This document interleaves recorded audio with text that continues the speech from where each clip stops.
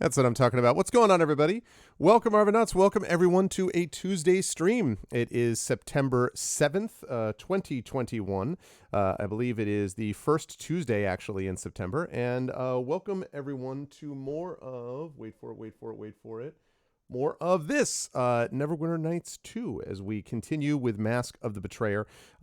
Really been having a good time with this game, and I'm looking forward to more of it, as we will talk about in just a second. But before I get there, just a couple of reminders about ways to support the stream. If you haven't done so already, please consider following the channel. Please consider checking out our YouTube with !ArvTube, where you can see past broadcasts of this and many other streams.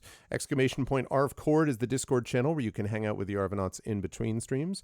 And the Twitter is !ArvTweets, where I will always post when I'm going live and, different stuff like that. And the website for all this is arvaneleron.com. On the financial side, !ArvShop is the merchandise area where you can get stuff for Infinity and Beyond, the D&D group currently playing Eberron, Oracle of War. You can get Adventures of Middle-earth stuff, and you can also, of course, get Esper Genesis stuff, which is going to be coming soon. And !ArvTreon is the Patreon. As you can see, we have gone back up over 200 again. So we're sitting at 22 patrons, 203 per month, which I am very happy to see. Let's continue to move that up if we can, because it really does make a difference for the channel and allows me to reinvest in the channel in multiple ways, including overlays and custom videos and music and various games that we get and play and check out together and all that kind of good stuff.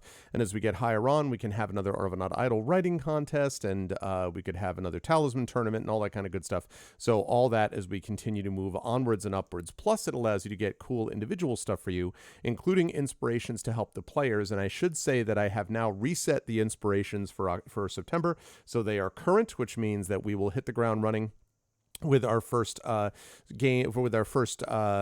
tabletop role-playing game of the month, which I believe is tomorrow night with Community D&D, and so inspirations will be back and functional, and they are all set and caught up to date. And the only thing we haven't yet issued are the channel point inspirations, because those have been reset as well and are available to be used. Also, of course, you can subscribe to the channel. That allows you to get those custom sub badges. We have more of those on the way, and emotes, and of course, again, you to get those inspirations if you support at a high enough tier. On the publishing side, !Icarus, the Icarus graphic novel from Athos Arts, award-winning graphic novel. Library is Tales and Tomes, The Forbidden Library. That is my 5e adventure and sourcebook from Alligator Alley Entertainment. And both Athos Arts and Alligator Alley are part of my Greyshade Kickstarter, !Greyshade KS. More details about that coming soon, because, I can't talk too much about it, but almost gotten to the point where I can make sort of final announcements about dates and all that kind of good stuff. So I'm looking forward to that.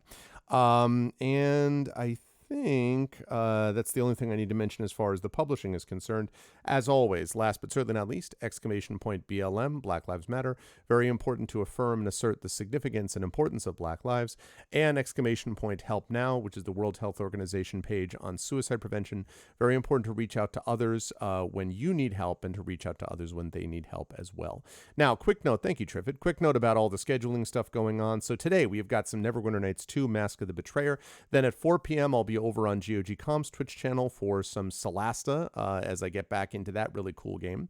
Then tomorrow night we have got, I believe, Community D&D with the Shadow Crew. So we will have the aforementioned Triffity Mats, along with Echo Alpha X5, along with Hoodie, along with Rock God, and of course Shadowed Mage as your DM, as they continue to move through Dragon of Icespire Peak, getting ever closer. I feel like we're going to get to a point where they'll just be able to challenge the peak. Like, forget the dragon, they'll just take down the Icespire Peak. I feel like that's what's in store for us coming up down the line. Thursday we'll be off, and then Friday we will be back with some Esper Genesis, and on Saturday with some D&D with I&B as we continue with Eberron, Oracle of War, moving into part 2 of that long campaign, and that is going to be Voice in the Machine. So very excited for that. So we got a lot of good stuff going on, and that means that I should get rid of this, and I should get rid of this, and I should turn on that. There we go. Hi, everyone. Good to see you all. Welcome, welcome. I hope everyone is doing well. Shadow Crew D&D tomorrow night. Should be good times. I'm excited. Yeah, Triffid, I don't know if you saw this, but I'm not sure if you've seen one of my characters. I know that Configuration Queen was here for this, but one of the new characters that I've introduced into the Neverwinter Nights 2 group, reminded me a little bit of you, specifically of Grace. I'm just saying, there's just a little bit of me that little bit that reminded me of her. I don't know if you've had a chance to see it, but if not, you'll get a chance to see it today. But I was thinking about you as we went through there. Man, my office pulling out the usual "it's super bright" stops. Let me move that down a little bit, like that. There we go. I love how bright this office is, but man. Yeah, it was really funny. I put the particular like outfit on him, and I'm like, well, all right then. So it is quite an interesting crew. Although actually, now that I think of it, you might have to look at the VOD because I don't actually think I have him in my party. See, what happened was I got a spirit bear, and pretty much everything changed. I mean, spirit bear. I had one person actually on my YouTube, my most recent YouTube vid, who was just kind of like spirit bear for the win. And there were a couple of other people who were like, oh, I don't really think that this guy, Oku, is that big a deal. I'm like, I'm sorry. He's a spirit bear. He has 30-something strength. He has over 300 hit points. He can carry over 4,000 pounds. What do you mean? Oh, cool. I don't know. He's a spirit bear. Spirit bear. I mean, spirit bear. You're also a spirit bear? Listen, Hippo, if you're also a spirit bear, and if you can carry 4,000 pounds, then I would also be honored to have you in my party. I mean, that's all. True name is Spirit Trenin. No, but see, this is the thing. I mentioned that, but Tren pointed out to me that Tren is not a furry bear. He's a wolf. So, you know, if I find a spirit wolf, that's one thing. So I want to be very clear about what I'm identifying in what circumstance. Tren made it clear. He likes bears, but like it's about the wolf from Tren's point of view. So what, I just listen, I'm just doing what I was told. Anyway, let's get into some Mask of the Betrayer. He's a wolf that plays a bear. Right. That's, yeah. If you find a spirit wolf. Yeah, I know, but I'm just telling you what Tren said. Listen, take it up with Tren, all right? Take it up with Tren. All right, I'll see you, Echo. I'll see you over at GOG. Yes, because Echo is leaving because he does not want to be spoiled from playing Mask of Betrayer because he's going to play it himself, which I completely understand, of course. Yes. So, we are in the Death God's Vault. Now, the last time that we, left our heroes, we are in the bottom here, the bottom region. Now, the situation that we've got is, I think we have all of our spells. Yeah, we do. Okay, good.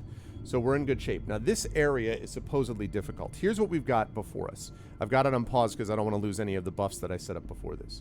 So, I found in the Death God's Vault, which is here in the Shadow Realm, I found a former servant of Merkul. Now remember, Merkul was the death god who was then overthrown, and Kellingvor is the current death god. So this former servant of Merkul said the Lamentations of the Dead scroll, which someone had asked us for it, could be found in the archives on the lower level of the vault. That's where we are just now. And once we take care of that, then we go back up to the top, and then we have two places that we got to look at.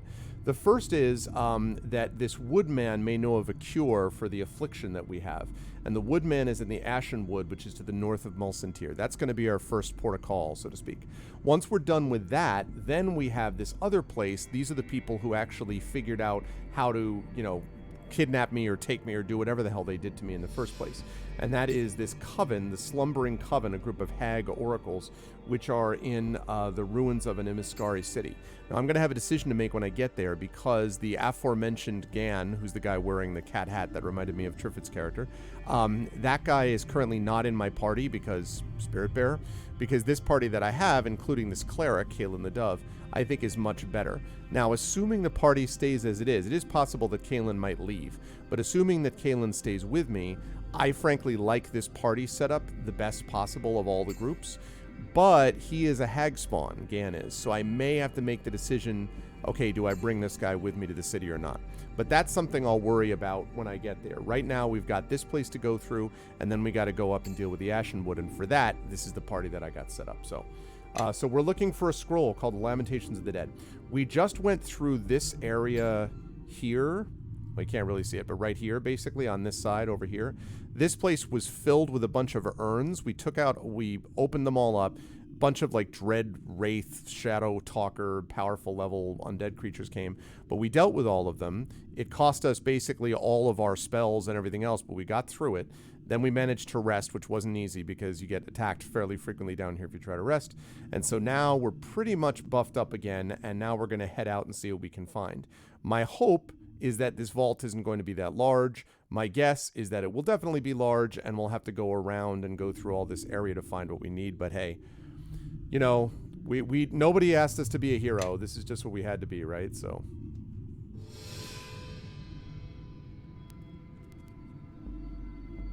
Oops. Yes.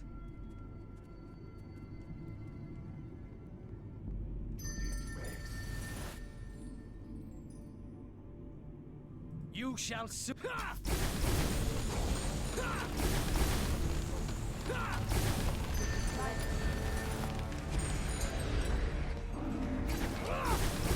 Can I not get through there?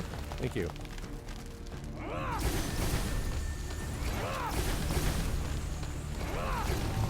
Nice. All right. Him next.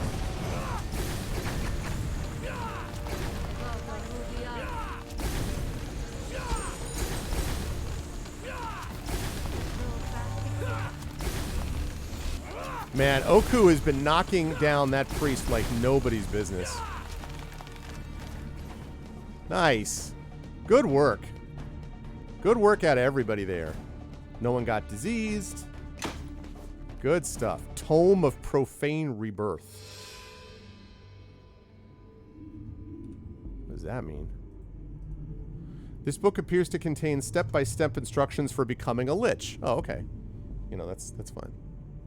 Oh, yeah, you're right, Karth. Shoot, I completely forgot. Damn it, you're right. Oh, thank you. All right, I'll remember next time. I completely forgot. Oh, shoot, now I'm wondering if I should redo that fight. Maybe I'll save it and then redo the fight. The fight went so well, I completely forgot about that. Thank you, Karth. Hey, what's up, Rudnell?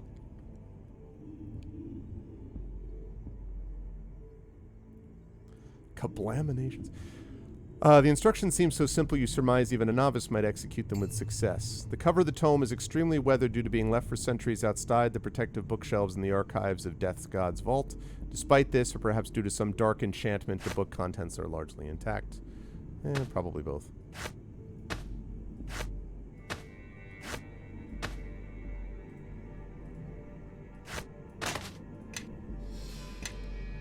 Yes?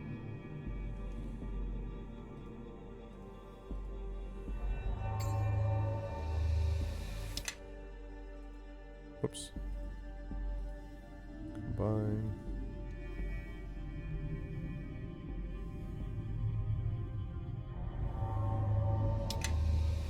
Okay. Ah, it's so annoying. It's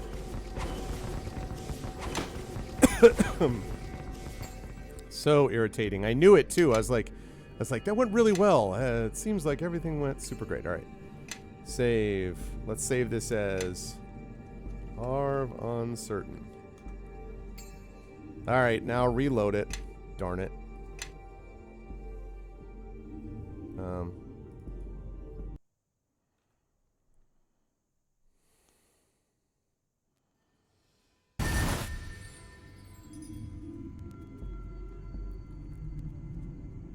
You shall soon trouble.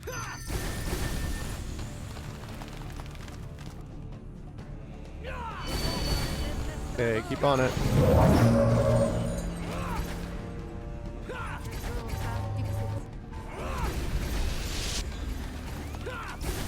Okay, okay. No, not guarding the Lord. What the heck is the...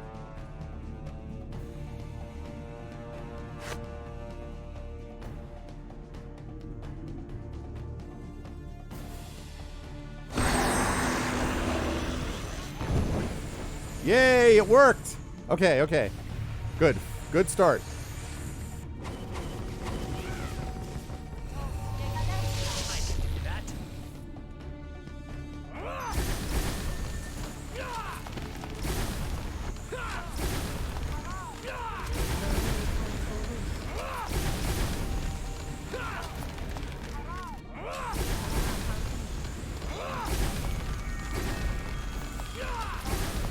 Okay.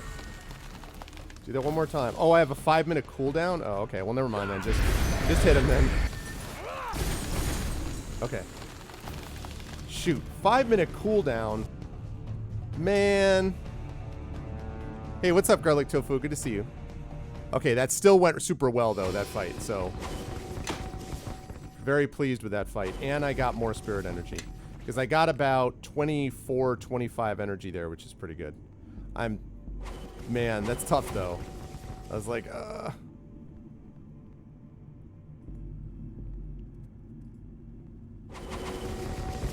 Can you grab this, please? Alright, good. Alright, I did that. Great. Alright, thanks for the reminder, Karth. Otherwise, I would completely have forgotten.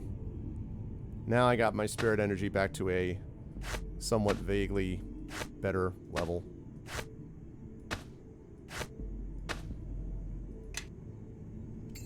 Yes?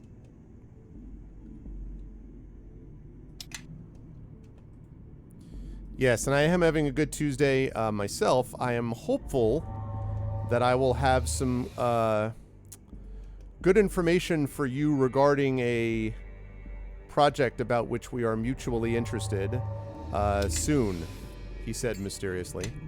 Yes. So. Okay, what's this? Yes. Create greater undead. Described. I am listening. Okay. This massive bookcase is filled with ancient but well-maintained tomes with assorted subjects ranging from necromancy to effective torturing techniques, great, to analysis of the finer points of Merculite dogma.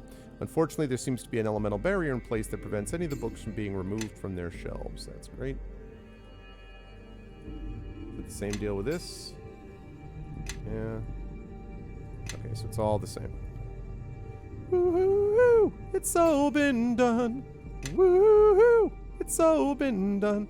This thing always makes me nervous because I look at this and always go, okay, it looks like they're all the same, but watch, there's going to be one of them that's like, well, this is vastly different. This one, the bookcase is filled with 65 plus 5 tomes or something. You know? Ooh, nice. Congratulations, Garlic. That's great. It's almost like, you know, Garlic, it's almost like your press puts out good work. It's almost like you know what you're doing, and you folks put out amazing, work. I'm just saying it. It almost feels like that. One could be forgiven for believing. I'm sorry to do this quickly, folks, but I want to make sure that I'm not missing something. Oh, we got scrolls all over the place.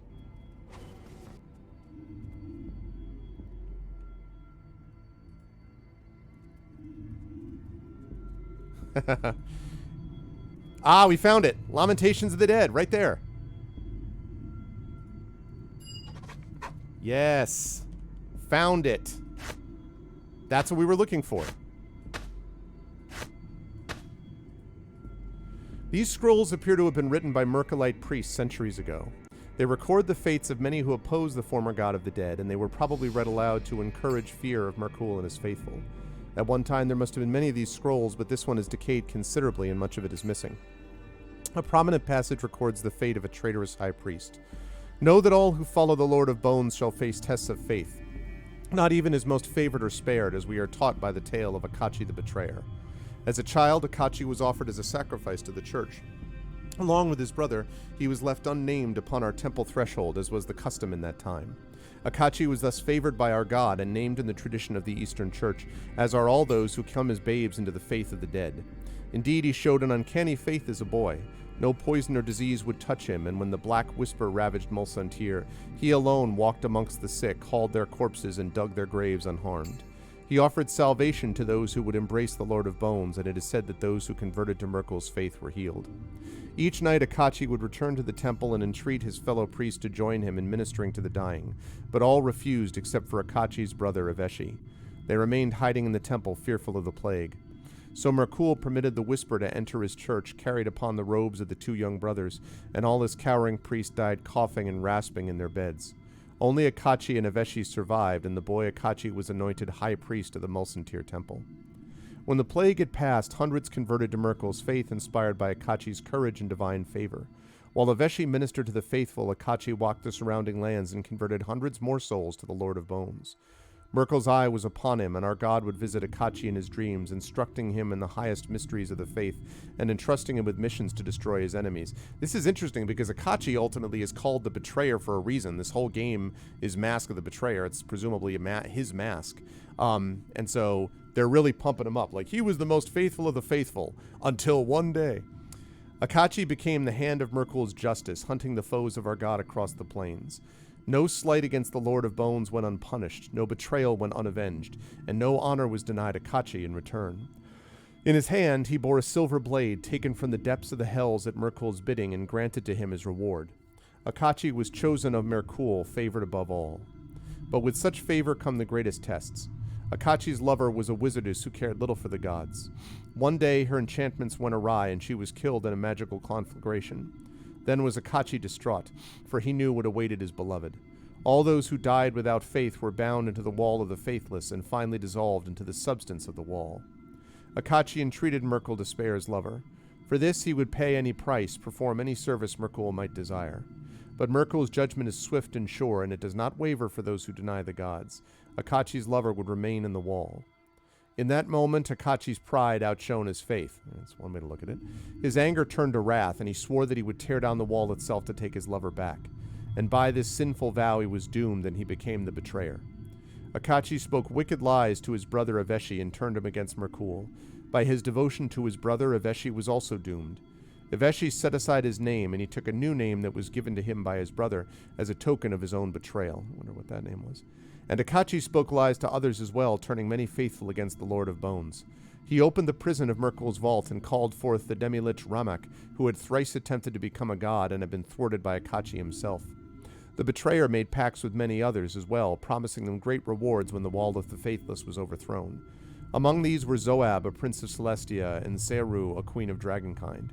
When he had assembled a mighty host, Akachi carved a doorway between the plane of shadow and the realm of the dead, and he led his army into Merkul's realm. In that hour Merkul appeared in his glory at the head of an even greater host. All the heroes of the ancient dead marched at his back with all the masses of the false and many Batazu who had been summoned from the hells. Akachi's army crumbled before the Lord of Bones, and his generals fled to the darkest corners of the plains. Not even the betrayer could stand against Merkul in the realm of the dead. Akachi was dragged in chains to the Basilica of Lost Hope, and Merkul pronounced judgment upon him. Be watchful, O faithful of the Lord of Bones. For it is said that Akachi's generals still live, and that they promise to return should the betrayer ever stand before death's gates again. And it is also whispered that Akachi tore the soul of his lover from the wall before Merkul struck him down. If this sacrilege is true, then she shall be hunted and find no rest in this world, for the faithless must be held to account, and none may challenge the judgment of the Lord of Bones. Well, that's delightful.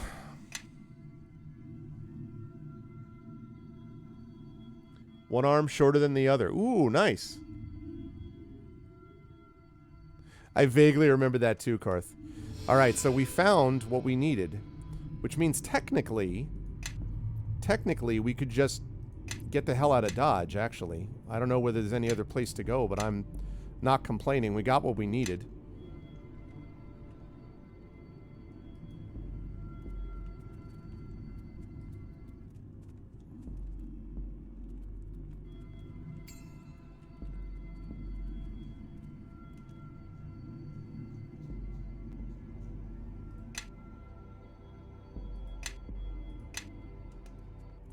I now also know everything there is to know, which is that there's possibly the soul of this other one out there someplace.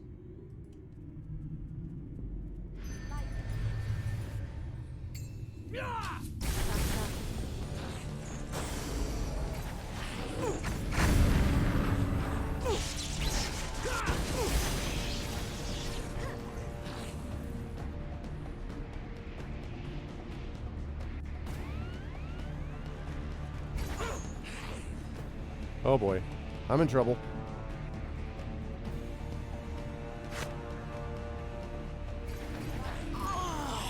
Damn it.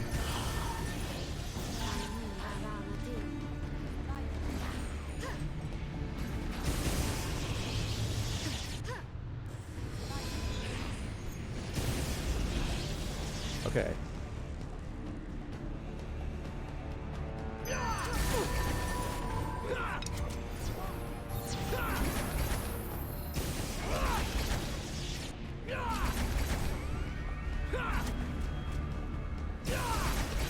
Come on, you can do it.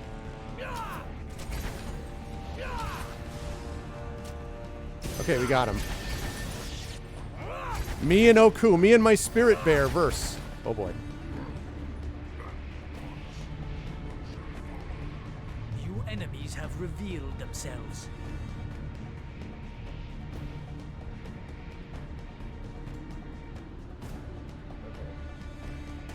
Sorry, I heard a weird sound. This might be a problem. Because I don't know that I survived this without Oku.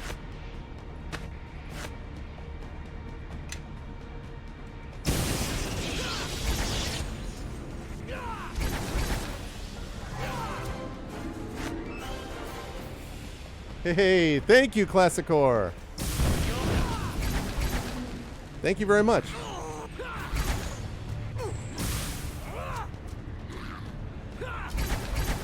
Come on. Yes!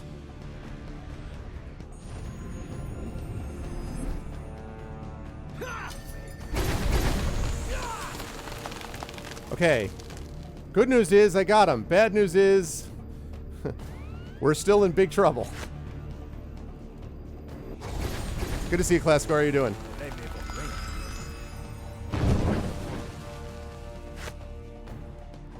No, no, no, no, no, no, no, no.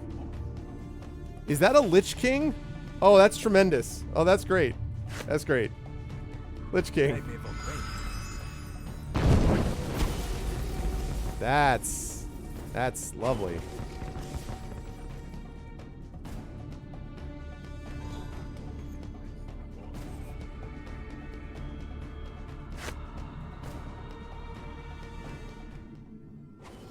Ah.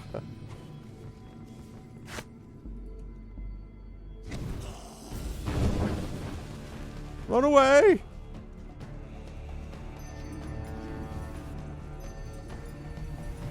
What? Am I dazed? Oh, that's bad. Bad! I'm dazed! Big trouble! This is a problem! Wake up! Okay, get out of here, get out of here. Oh no, I'm not dazed, I'm frightened. Ah! Ah! Ah!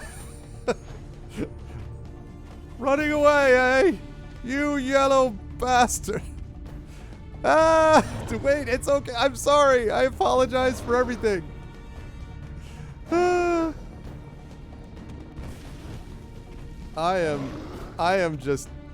I'm screwed. Oh well. I'm done.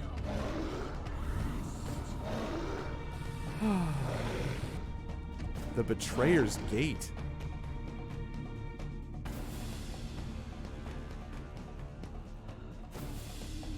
Writing classes, you're considered class for Windows Community College program. That's awesome, Classic Or. I would have done that, Dragon, but yeah, that's awesome, Classic Or. Yeah, I'm still frightened. I can't do anything. Yeah, I'm dead. Sigh. Boy, that's gonna be... That is going to be interesting. I don't know. I mean, we can buff up a lot more than we did going into that fight, but...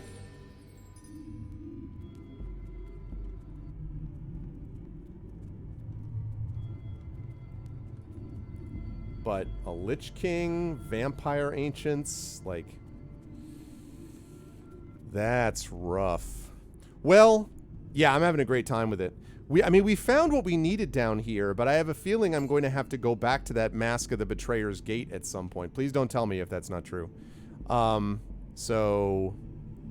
Yeah, I gotta Yes. summon some stuff.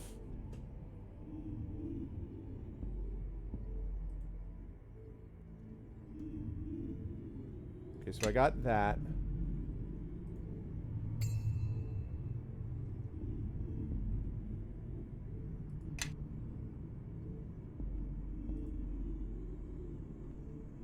Man, I wish everything wasn't around her. I want ranged attacks. Ranged attacks! Okay.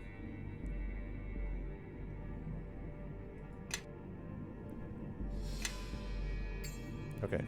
We're gonna try something first. So, I want everyone's AI off. And I want you to go forward. Just... I said everyone's AI is off. So that means... Stand your ground. Stand your ground. Pause a moment. Stand your ground. Stand your ground. Stand your Pause a ground. moment. Got it? Okay.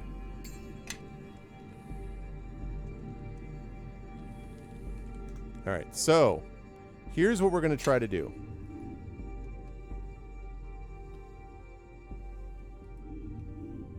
Alright, now.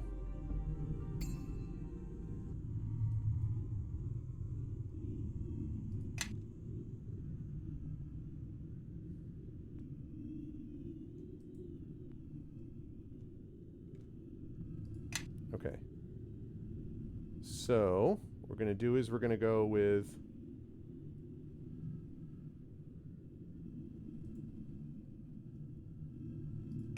Firestorm. Ugh, can anything be at range, please?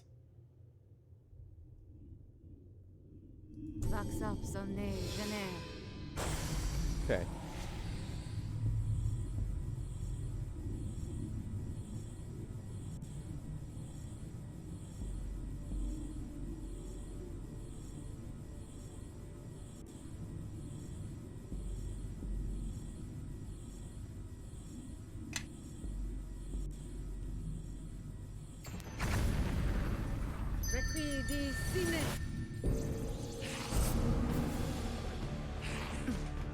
Oh, shoot. Man, it was going so well. All right. Thrice cursed shadow!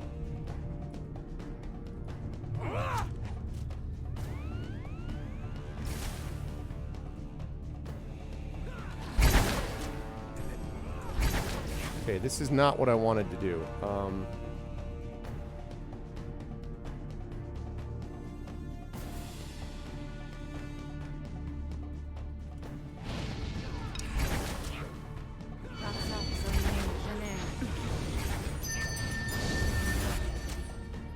Did that go off? It did.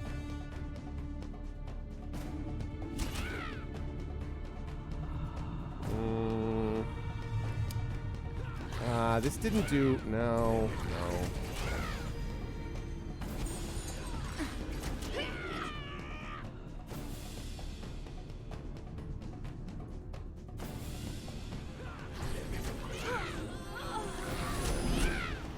Alright, this is a complete fail. Let's try that again. The idea is not for them to come running up. That is not the idea. Yes. Okay. So... Alright.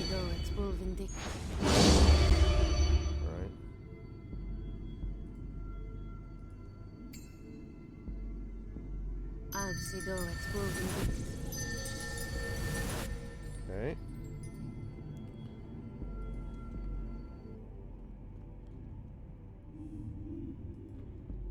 Yeah, they're chimes. It did go off. It only affected one, though, and I thought it was an area effect spell that should do with more than that, so I'm a little confused about that, but... So much of this stuff is, like, around... Oh, okay. Ah, ha, ha, ha, ha. There we go. Okay, now... quickly. Undeath to death.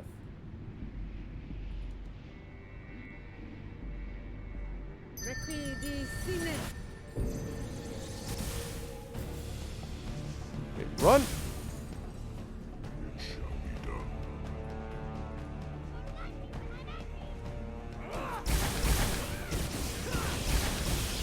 Okay, now you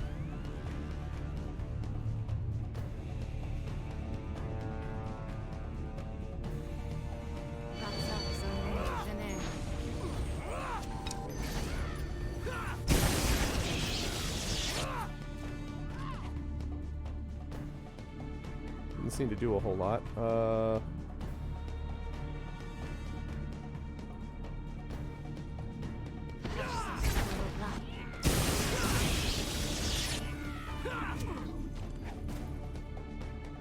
Okay, is there a reason Oku is not?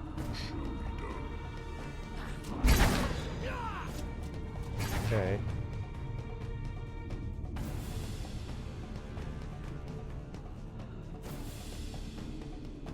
A chiming bird.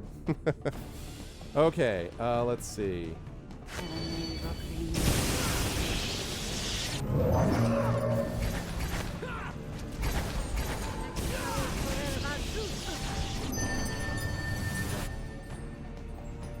Okay. Now, let's see. What else have we got? Is your thing up yet? Shadow. Still got 2 minutes left on that. Enemies have fallen upon us. No mass heal yet.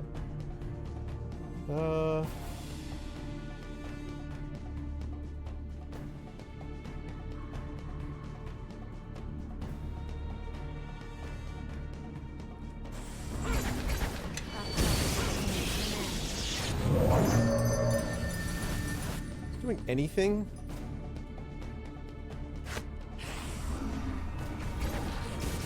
Oh god, here comes the rest of the party.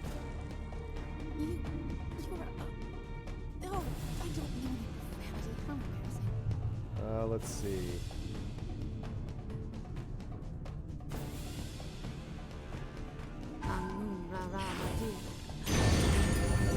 Okay. Let's see.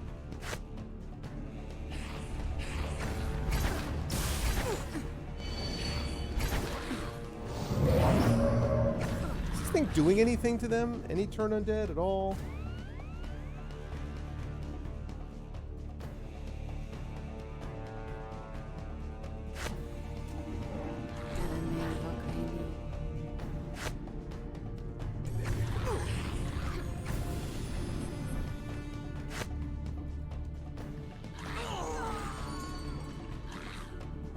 Enemies have fallen upon us.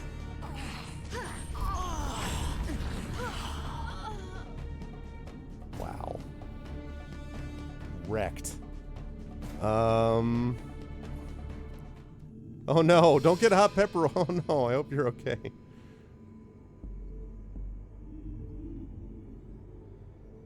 Oh gosh. All right, well. I don't know. It's interesting. Also, the fact that they put this room completely separate from this room where you get the thing that you need down here makes me wonder if this was like completely optional area thing. So, all right, let's see. So we need to get more buffs up here. Follow me and quickly. All right, you summon the big one right there. Yes.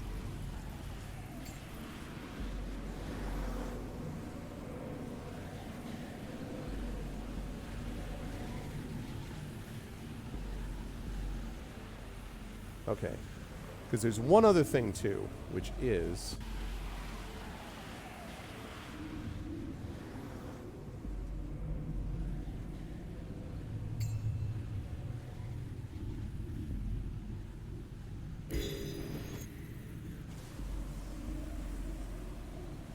although Cloud Kill's not going to do anything. The problem is that Cloud Kill is not going to do anything on those people, actually, now that I think of it, because they're undead. It's not going to matter.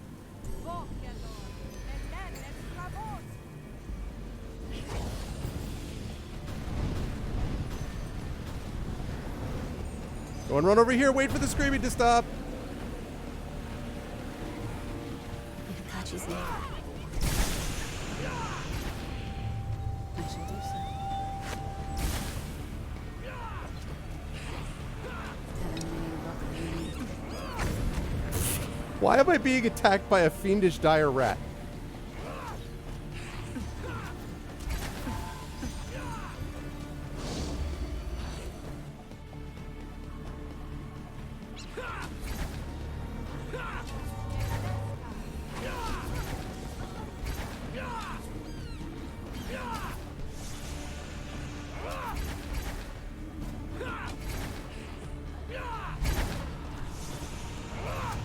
How are these guys all barely injured? How are these guys barely injured? Oh my god. Oh boy.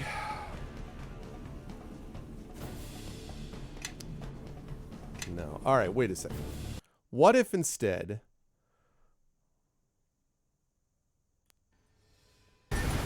What if we do this? What if we bring Yes. you up here and we bring Yes. Sophia up here? Okay, now you two.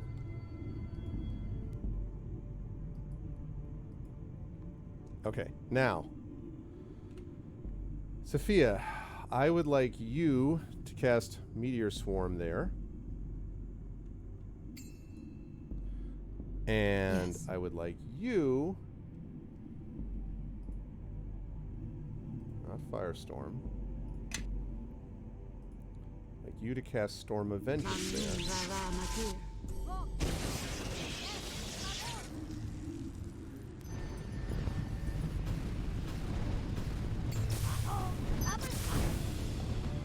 Oh, Sophia, Sophia, Sophia, run. Thank you.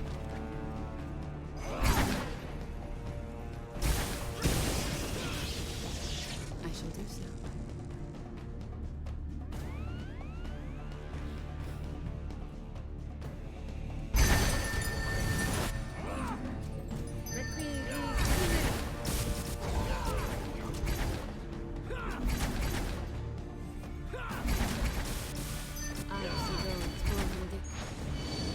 Okay.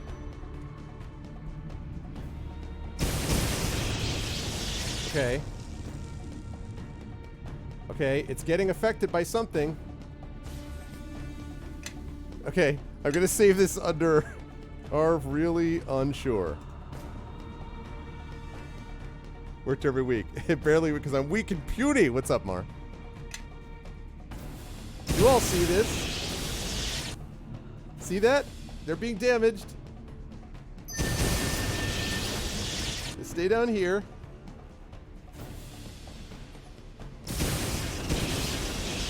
Keep it up.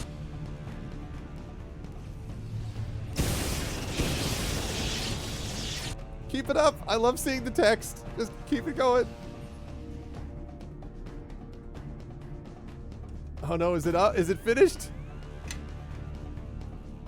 Oh man, I was hoping it would last a little longer.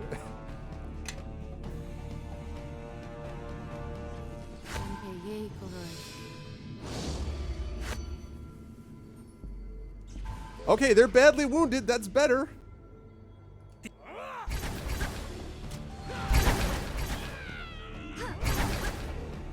Okay.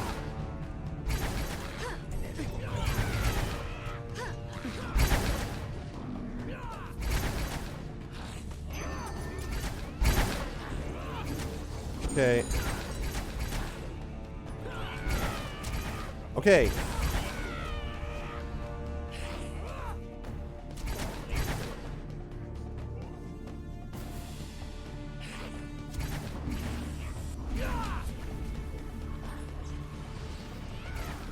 Okay.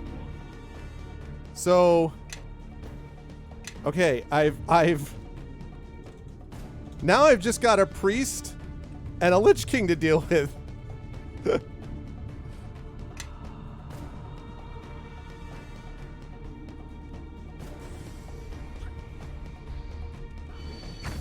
Okay.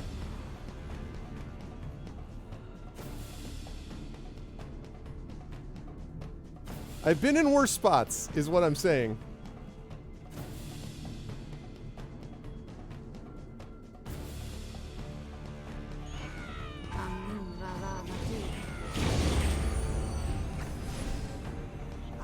Oh, shoot. Oh, god damn it.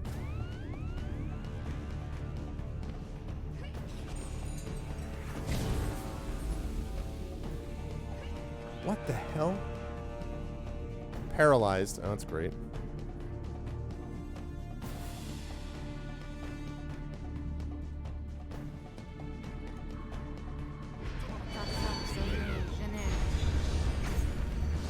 Okay.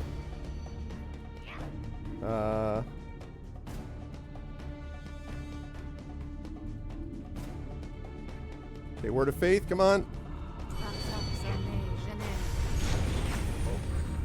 Okay. The Lich King's injured.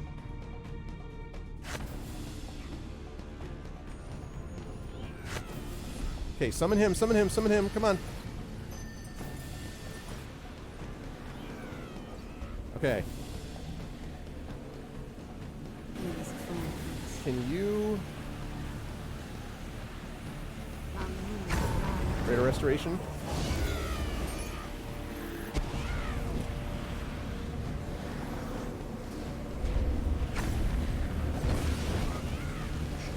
Okay. New enemies have revealed themselves.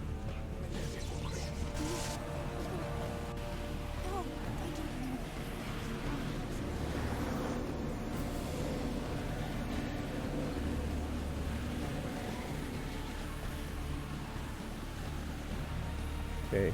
Heal you. Hang in there.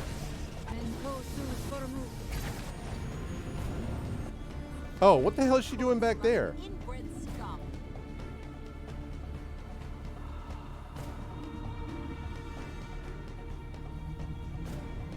Let's see.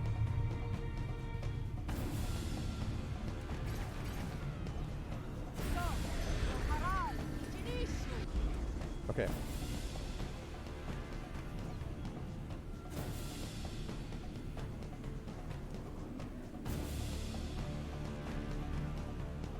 Gotta get so I can see them.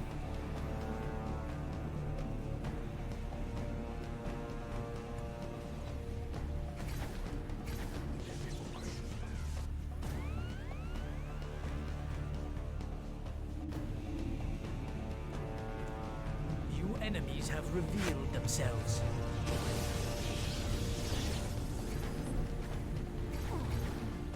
Okay.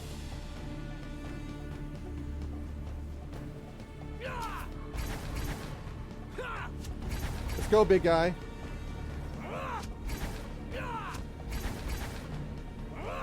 Okay. Sophia. Oh, have you got that thing clear yet? He does. Eternal Rest. Damn it, camera.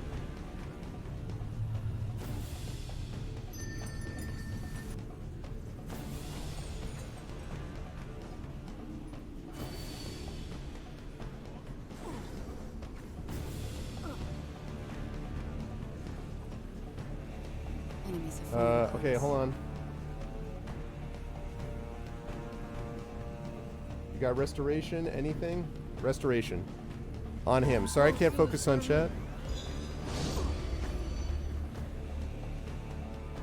I can do that. I can't. You are. No, I don't know any profanity. How embarrassing. And Kosu's for move.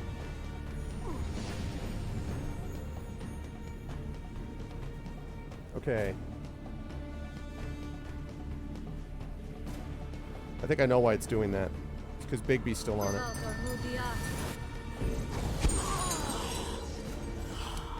Damn it. Alright, well.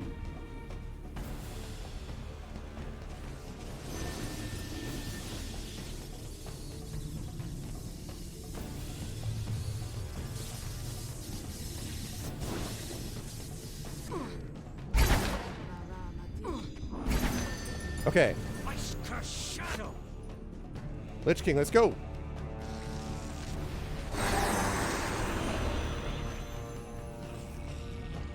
Okay. Killed him. I got him. We got him, baby. It worked. The plan worked. What's up? The plan worked. That's what I'm talking about. First try. It wasn't the first try, but hey. Let's see. I'm going to save this as... I want to make sure that there's nothing else, and then I'll save it under something more normal. It worked! Haha! Success, and I even managed to get some spirit energy out of it. Hell yes. And it was about those 2 spells. The thing that really made it, that was actually an old Infinity Engine, old Baldur's Gate trick. If you knew you had a bunch of enemies that are in a room that are probably beyond your ability to handle if they all aggro you, you run up, you cast Cloud Kill and sometimes Web or whatever the level would be, right? And Fireball or something, and then you just keep them there. Or Ice Storm is really good for this. So I cast 2 of those, Storm of Vengeance, and then I think it was the Meteor Storm, and just basically let them sit there in the end while they're like... Haha! Yes! Success! We did it.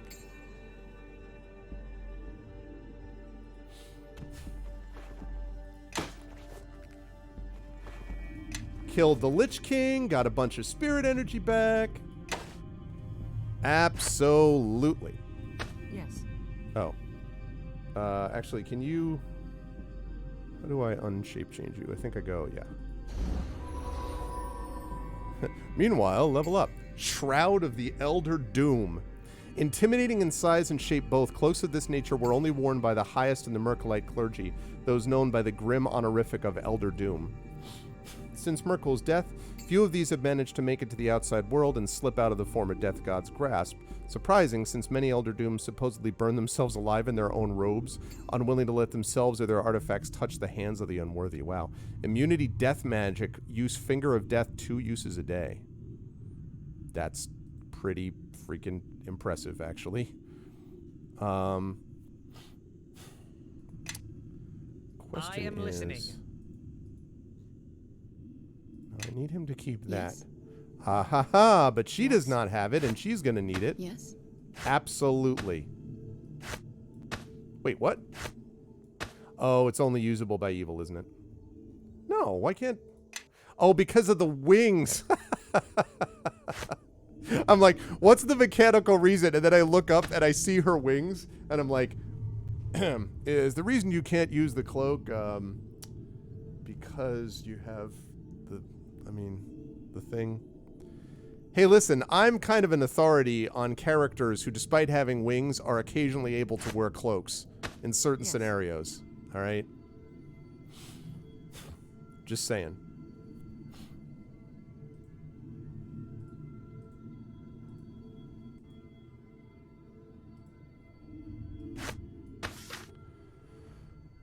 Yeah, so it's not evil. It's just that, you know, kind of can't wear it if you're a universal +2, cold 10.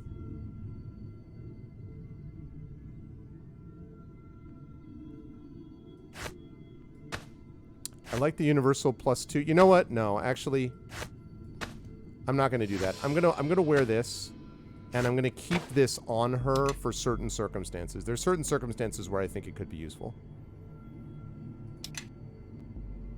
Yes. Like a Holocaust cloak? I got one. I found one at Miracle Max's. It fits so good. Or no, it fits so perfect. He said I could keep it.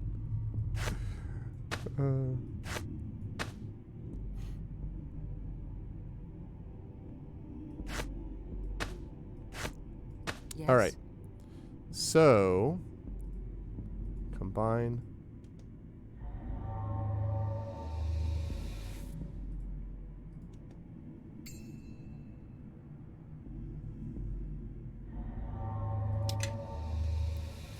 Pristine Earth, 2 pristine power, 2 brilliance.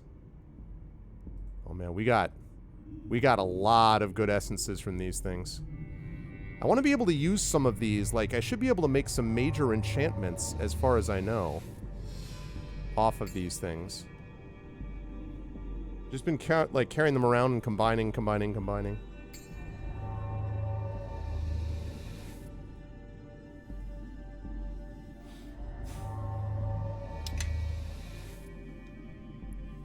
Pristine, volatile, 2 brilliant, 2 volatile, 2 brilliant, 5 brilliant, 4 volatile, 4 volatile. Brilliant, 3 pristine, 3 brilliant, 3 pristine.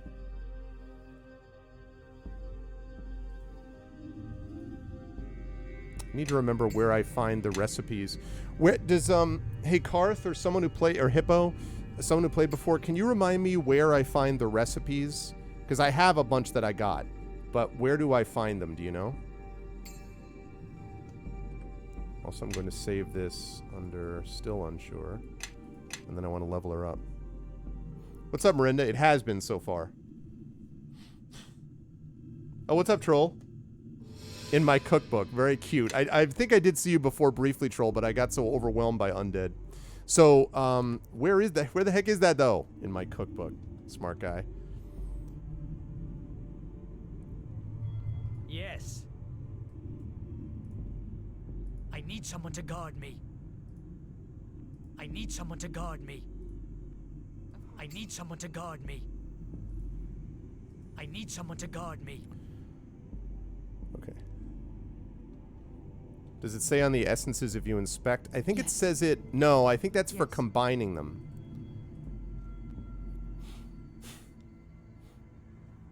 Oh, I see. 4 brilliant. Okay, hold on. Pristine. Oh, you're right. There it is. Thank you. It is on the thing. Okay, so... Required caster level depends on the number of essences you're using. Holy crap. Sophia is only... She's not even strong enough to use this yet.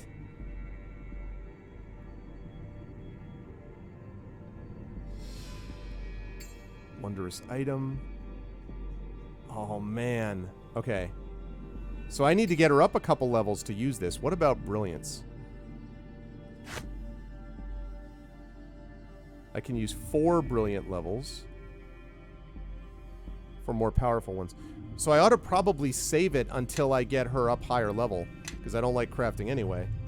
So, okay. We obviously want concentration up there. We want that. We want that. We want spellcraft up there.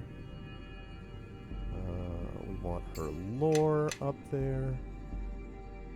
Don't care about crafting armor. We'll take another heal. Alright, I guess I'll throw one more into craft armor.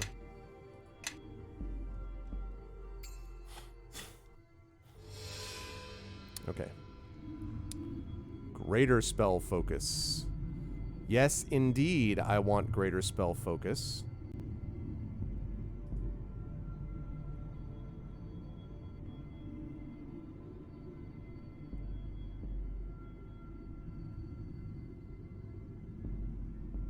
Spell slot 3. Your maximum values.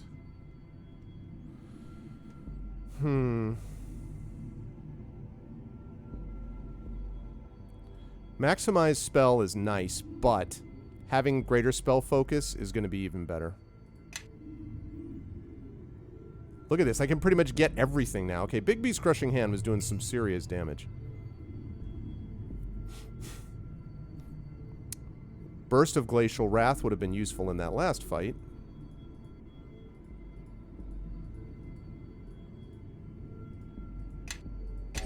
Level 21 Wizards, man.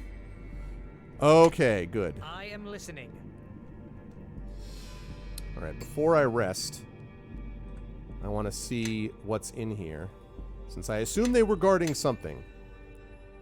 I can't believe... I mean, we got through this. Let me just confirm. Yes? Yes? We got through this, folks, without any level drains or anything. Follow me and Like quickly. this, my system, it worked perfectly. It worked absolutely perfectly. Who says this area was hard? It was fine. Okay, watch. Every one of these sarcophagi is going to have a lich, right?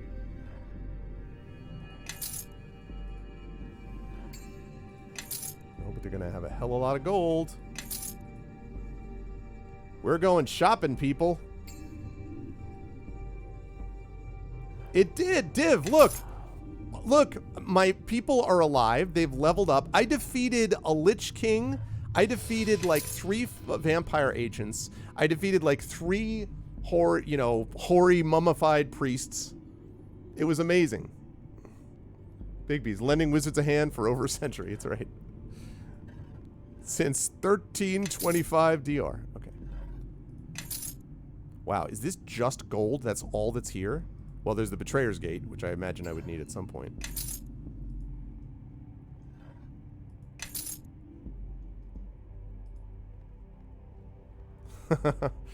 You thought you heard something else? Yeah, no, it was a lot of gold per sarcophagus. Bet I don't get through that Betrayer's Gate yet, but I bet I also... Well, at least I shouldn't bet. I hope that I won't have to deal with this many guards the next time. We've got 236,000 gold. That's good because we're going to be spending a lot of it. We're going to spend a lot of it. We are going to up the ante on stuff. Okay. All right. I think I can now officially save this under the Death God's Vault one. And I can also quick save it, which means that I can now delete that, delete that, delete, gotta be careful, that, delete that. There we go. And just to be on the safe side, I'm also going to save it here. 3 different save slots. Don't want to take any chances.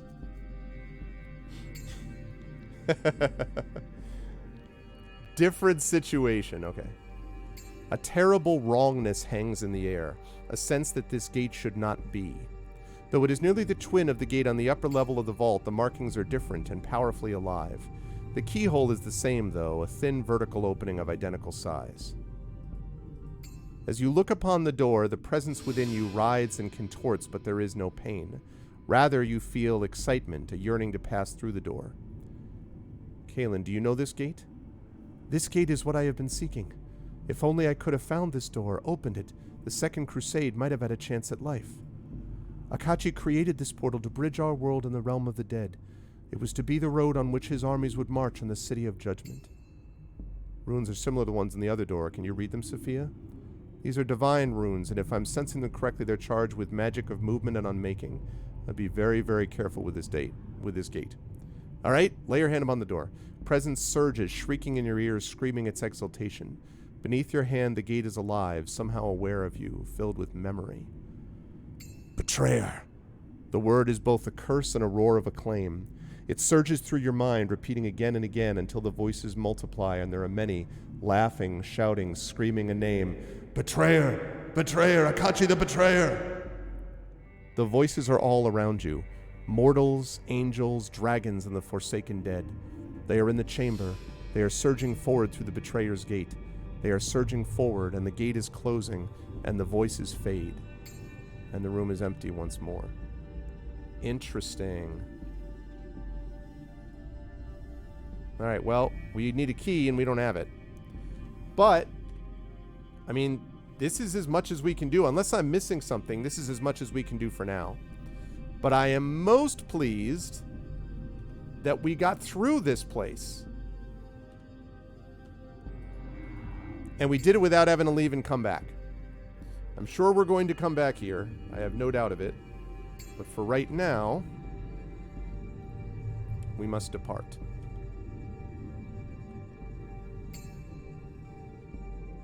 So I'm pretty sure that doesn't open either, right? Although I might be able to bash it open. Got through it first try. Hey, considering though... My weapon is useless against this one. All damage, huh? Okay. So, alright. Still pretty good. And we leave with 80 spirit energy too. So, not bad. Not bad. I'll say this, Classic Horror, it could have been a lot worse. Under the circumstances, I'm quite pleased that that worked. That was a lot of undead. No, no, nope, nope.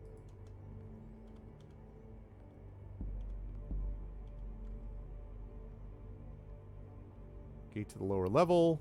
Shadow Mulsantir. We do not need to fight those. Let's go. Let's leave the undead to their wanderings. We do not need to deal with them right now.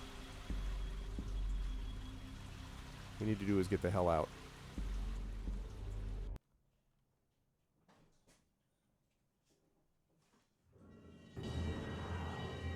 Oh, really? I did not know that Sophia's Familiar could do that. Anyway, the fact that the door is not taking any damage is, you know... Hi, hon. Yeah, that one. That's that other one that we're talking about. Okay, good stuff. So, now, what we're going to do is we're going to head out of Shadow Mulsantir. In case you're wondering, I'm not resting, because I don't want to take any chances and lose spirit energy while I'm here. I'm going to get out. I'm going to go into this door on the way down, though.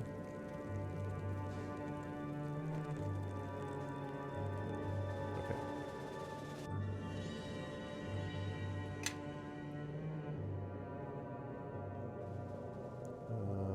Let's do continuing. Hey, what's up, Burner? What's going on? It's related to the dreaded gazebo. Okay, I don't know what this place is, but... Hylari's Revenge List. This scroll contains a detailed list of names with mortifying details of gruesome deaths next to them. There appear to be crude stick figure drawings enveloping most of the parchment. These drawings seem to show in great detail some of the deaths listed next to the names. Some of the key names appear to be heavily underlined, but one entry really stands out from the rest. Varavin. He is the root of this pain I feel, and I will exact my revenge on him first. I will slowly bleed him. No, I will smash his face with... No, I will yank out his... This seems to go on for quite some time.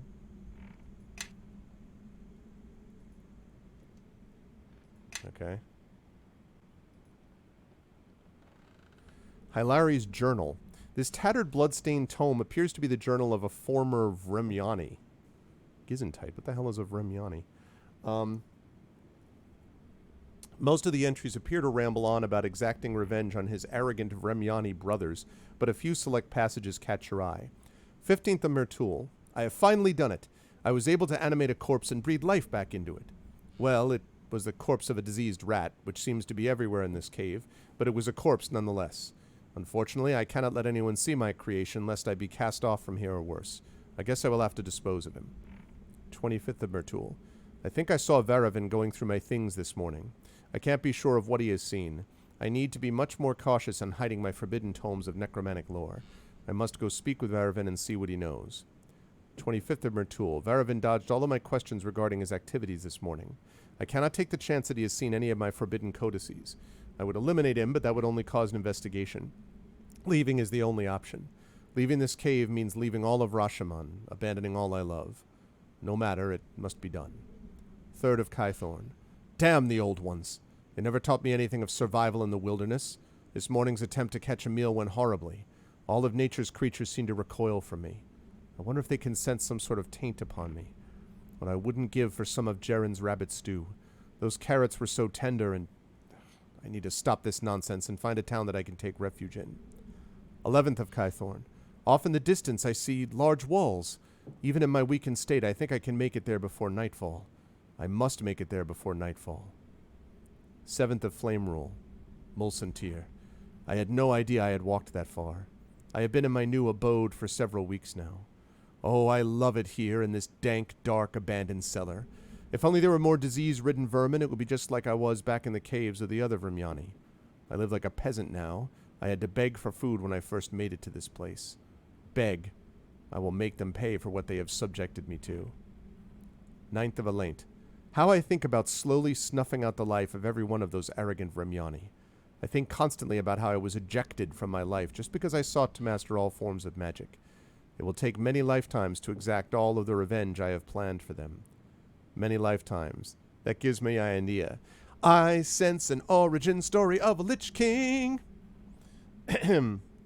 Exactly. I love the journals where it's like, I believe they're beginning to suspect. I must find them before they find more of my secret books.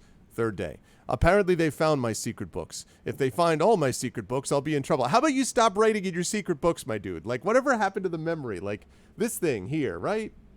I know in D&D, theoretically, they could do some scrying or something, but it's not as easy. Like, 9th of Elint. That's true, Classic Or, that's true. How I think about slowly snuffing out the life of every one of those arrogant Vremyani. I think constantly about how I was ejected from my life just because I sought to master all forms of magic. Oh yeah, I said that already. That gives me an idea. 23rd of Uktar. I have figured out a way to cheat Kelemvor. This will take much time and lots of my resources, but it will be worth it to see the agony and hear the screams of my brothers. I must find a suitable vessel for my soul. Also, one of my texts mentions the Tome of Profane Rebirth. I must find it. I did find it. 1st of Nightall. Luck upon luck. I have found the general location of this Tome of Profane Rebirth. It resides in the Plane of Shadow. Not only that, but from my preliminary reading, it appears that Mulsantir is the perfect place to enter the Plane of Shadow. The way to cross planes is through the Temple to the Death God. 14 of Chess. Rubbish. So close to my goal, only to be stopped by an impassable barrier. After making it to the Plane of Shadows, I have learned that the tome I need is in the Death God's vault. I refuse to go in there, even for this.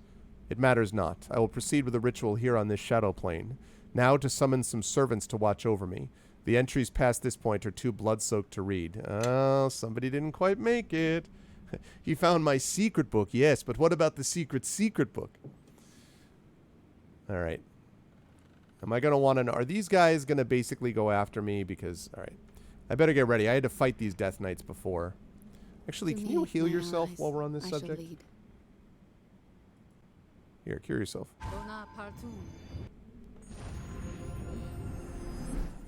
Still got some decent spells here, but...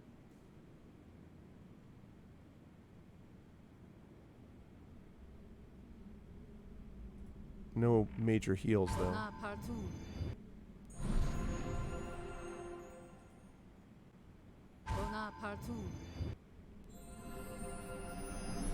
Using everything I got left. The Sanctus.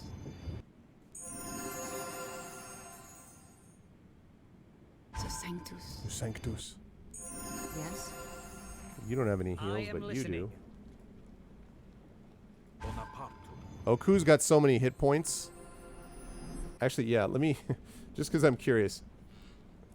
So Oku has 418 hit points, but he's currently sitting at 273. I am listening. Oh, hold on a second. Yeah, the conversion. You're right.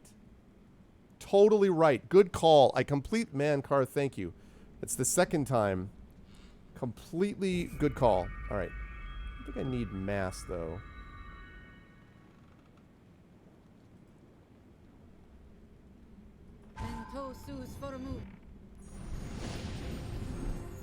Yeah, I know, Miranda. He is just like so... he's pretty dope, actually. Okay, I'm trying to use something. Let's go with this. I love how even that doesn't fully heal him.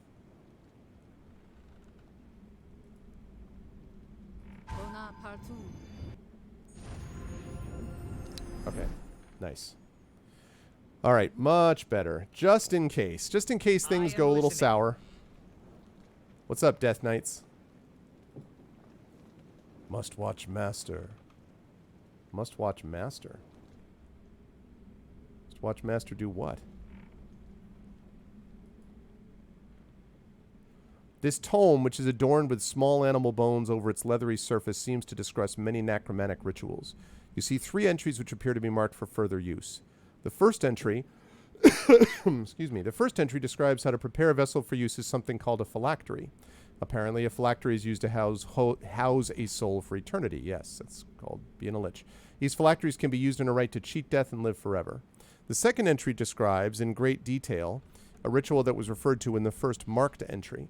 This ceremony appears very complicated, and it is stressed that only the most accomplished spellcasters should even consider replicating it. Surprisingly, this third entry describes a way to free a soul trapped in a phylactery. Not surprising, this requires the destruction of the phylactery. Destroying the phylactery will allow the natural order to take its course and the soul move beyond to its final resting place. So, if I knew where the... I bet that's what that is. All right, I'm going to try something here.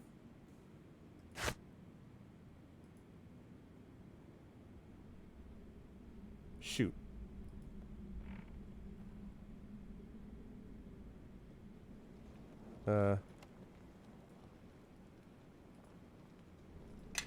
That's got to be his phylactery.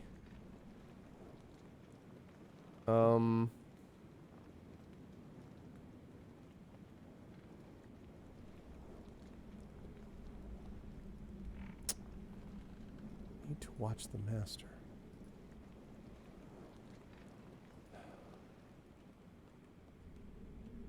What's the... Oh. I didn't see his corpse. And there's his phylactery. Okay. You see a desiccated shell that was once a man. Smash the twisted body's head with your boot heel. No. Try to complete the wizard's ritual. No. Use the alternate ritual to release this man's soul. Wait. I'm familiar with rituals that are similar to this one. Do you truly want to attempt this alone? No, you complete it, if you're willing. Freeing his soul from the phylactery shouldn't be dangerous. This will only take a moment. Master has passed beyond. I kind of still wanted to do the other stuff, but whatever.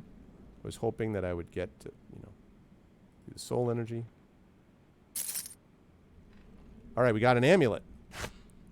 Yes. What is this amulet? Talisman of Pure Good. This is a badass amulet. Charisma +3, Wisdom +3, spell resistance 12. Yes. Please tell me. Amulet of Divine Radiance. Charisma +6, though. Good God. Ugh. Yes. Oh, wait, though. No, but... I am listening. Meh. Blah. Oh.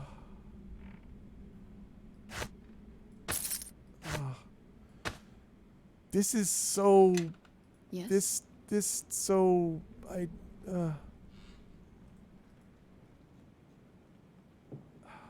+3, +3.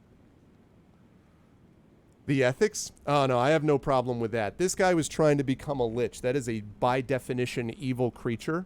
And freedom of choice does not apply when you're creating something which, by definition, is going to cause great harm to everyone else. If you read his journal, all he was doing was talking about vengeance anyway against everybody, against his brothers, against everyone around him. So the answer was either to smash his head into the concrete, which I did consider, or to free his soul to go into the afterlife where it's another person's problem, not mine. And beyond that, that way, at least we're not freeing a terrible soul upon the world. Also, our actions were shifted towards good and lawful, which indicates the game agrees with me. So. No, yeah, exactly, right? Totally have a set bonus. That's funny. I don't know. See, the thing is, okay, she's got a charisma of 24. If I replace this, then her charisma drops to 21, and her charisma goes up to 32. Eesh. I feel like that's probably better, right? I mean, a wisdom of 29 and a charisma of 24. And it gives her light, and it gives her extra turning.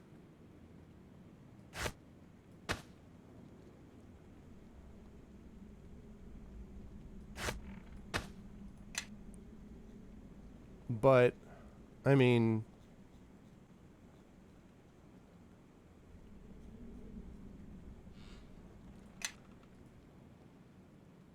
Turn an undead, additional 4 times per day. I know, it's true. Yeah, I mean, because my feeling is, like... Let's see.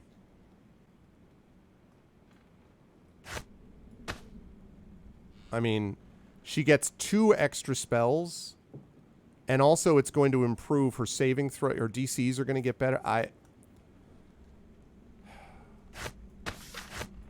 think this is better. If she were a bard, I would emphasize more of the Amulet of Divine Radiance, but as not a bard, I am listening.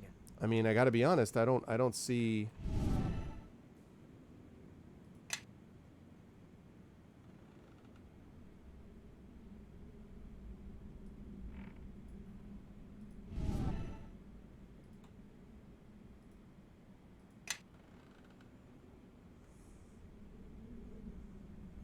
if these had been the last undead. To me, But my yeah, so eyes, that's my I feeling shall about it. lead. Like, I don't think it was. I think it was extremely ethical. I know what you mean, Miranda, but it just I'm not. They are not, as Hamlet says, they are not near my conscience. Well, you can stabilize everybody, huh?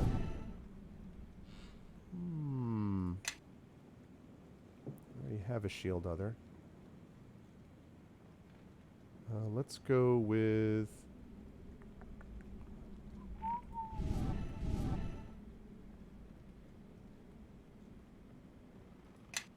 That's deeply troubling. Let's throw an 8 on there.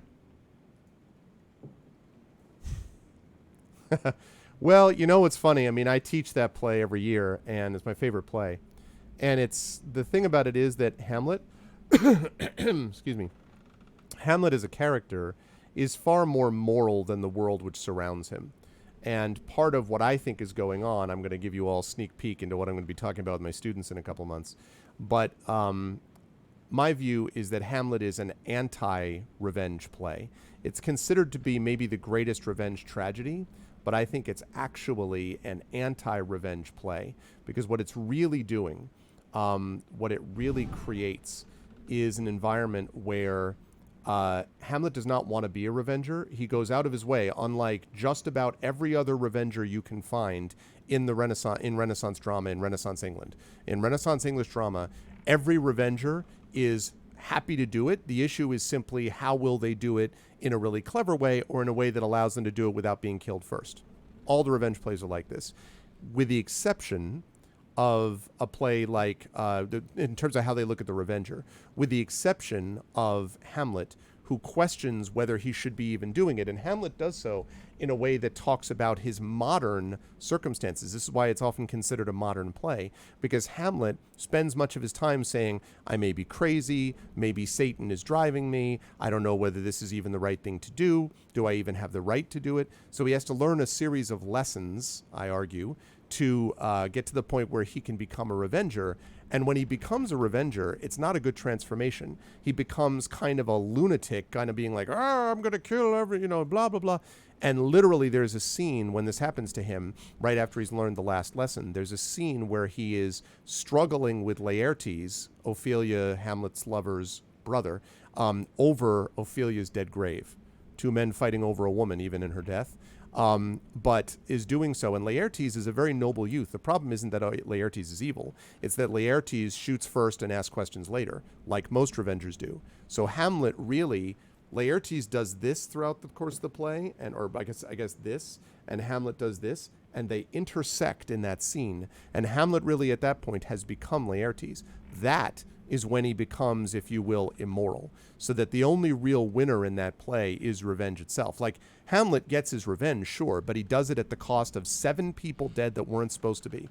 Rosencrantz, Guildenstern, Polonius, Ophelia, Hamlet, Gertrude, all of these people, 6 people, I guess, all of these people dead, plus finally, yes, he does kill Polonius, but kill Claudius, but all of these people dead when the only one who was supposed to be dead, the only one his father told him to kill, ever, was his uncle.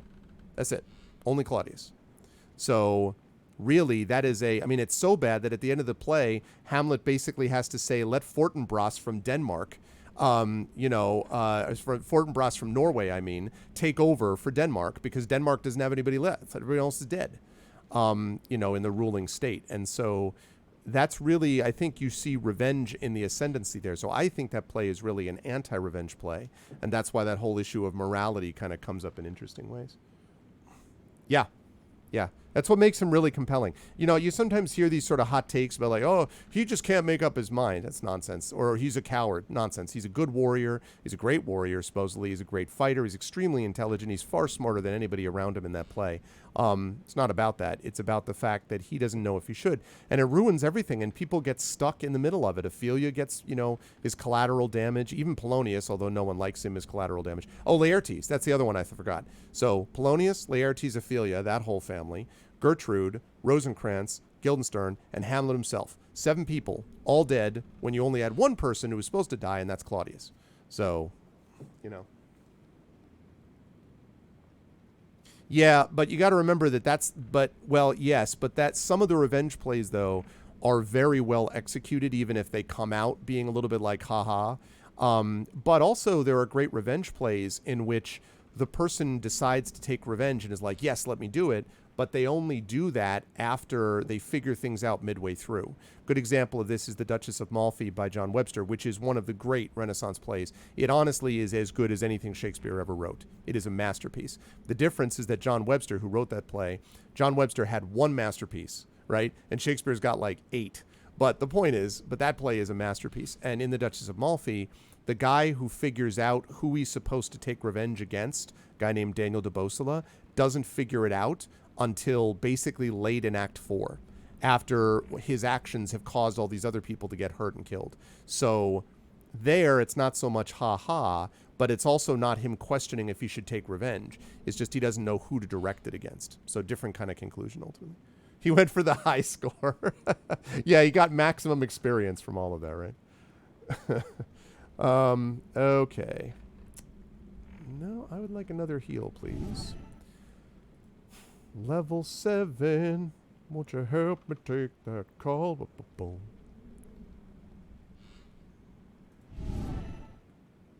Ooh. You transmute the subject's blood into pure water, dealing 2d6 points of constitution damage. I hadn't heard of that one. That's creepy. Woo! Okay.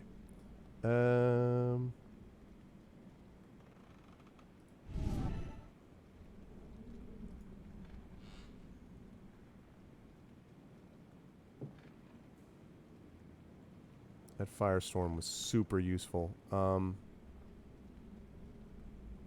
mean, not that. The earthquake. I'm going to go with another one of these.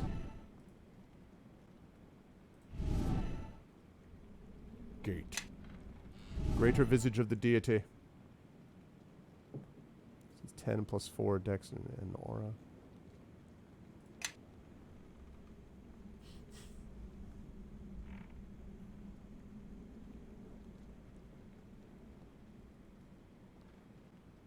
Yeah, he just had one masterpiece.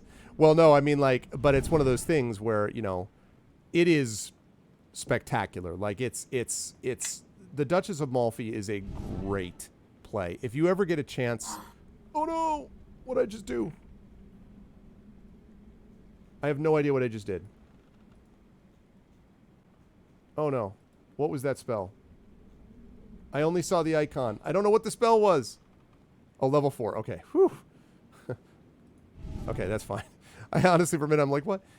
If you ever get a chance to see The Duchess of Malfi, either on video or whatever, I highly recommend it. It is spectacularly good.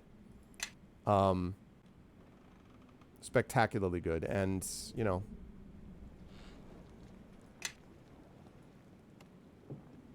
I not bash this open?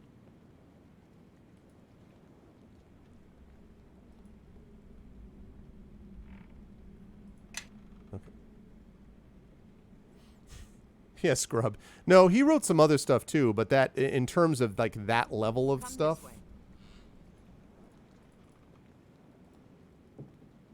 No one else did that the way he did. Welcome back, Kaji. Can you unlock this? Oh, that'd be beautiful if you could. Success not possible.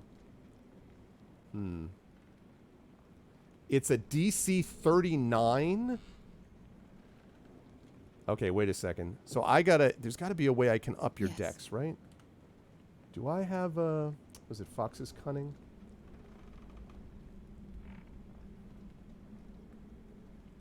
I gotta have a Fox's Cunning, right? That's a lot. But he only missed it by 2. Actually, he only missed it by 2. Not with that attitude. You just don't want to try, yeah. Let's see. Do I have a Fox's Cunning? Follow me and quickly. No, I don't. Damn it. Or not Fox's Cunning. Cat's Grace, probably. Yeah. That's what I need. Man. Problem is I have to rest for that, and I don't want to rest because then I'm going to lose more spirit energy. Cat's Grace. Owl's Wisdom. Ah. Darn it. Shoot. To me, my allies, I shall lead. I need to increase Yes. the dexterity. Yes. Okay, you've got 3. Yes. Yeah, you need a Yes. few of those. Yes? Who has my Yes. 6? Yeah, you do. All right. Split. Give her... Yes. Yes. Okay. You need a Yes. couple of those too. I'll answer that question in a second, Miranda. Sorry, I'm just doing this before I forget what I'm doing.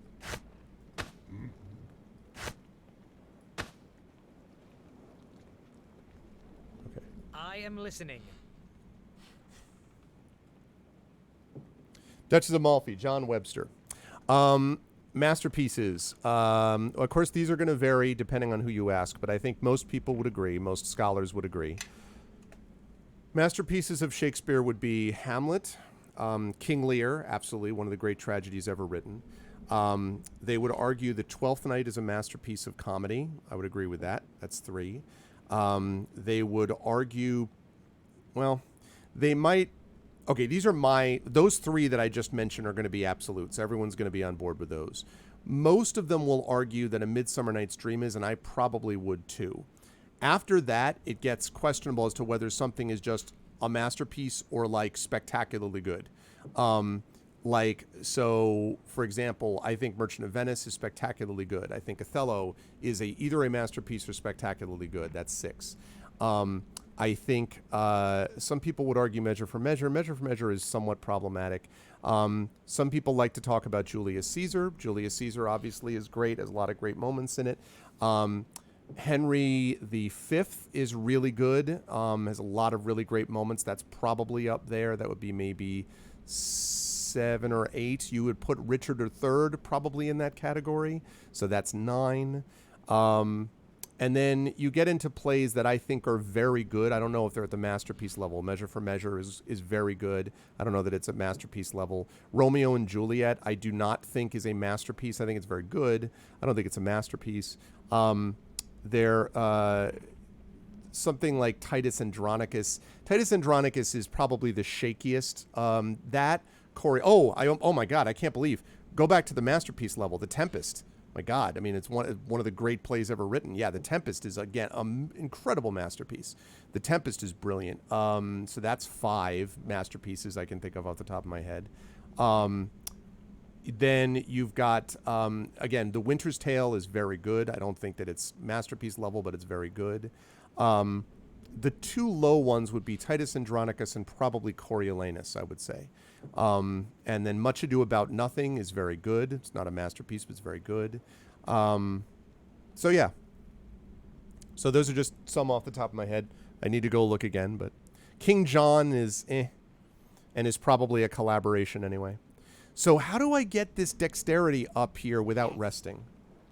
Do you have any spells that you can cast? You have Fox's Cunning, but you don't have Dexterity? Identify, Fox's Cunning, Bear's Endurance, Spider... Literally has everything except the one that I need.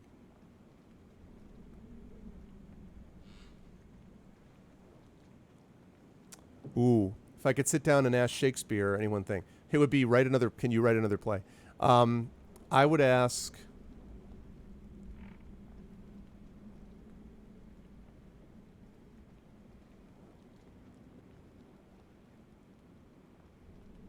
I would ask him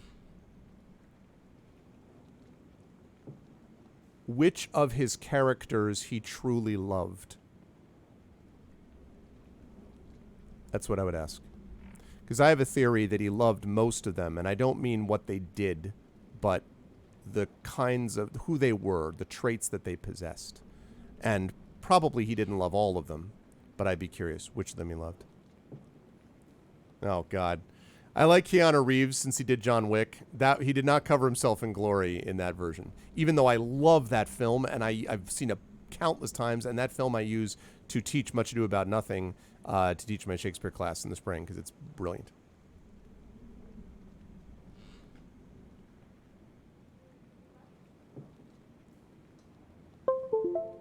Okay, what's this here? Hamlet, King Lear, Twelfth Night, Tempest. Yeah, but it's Titus Andronicus, so it's Titus, and then Andronicus is basically right, but that's his last name, so it's capital A Ndronicus. Much Ado About Nothing is better than Titus Andronicus.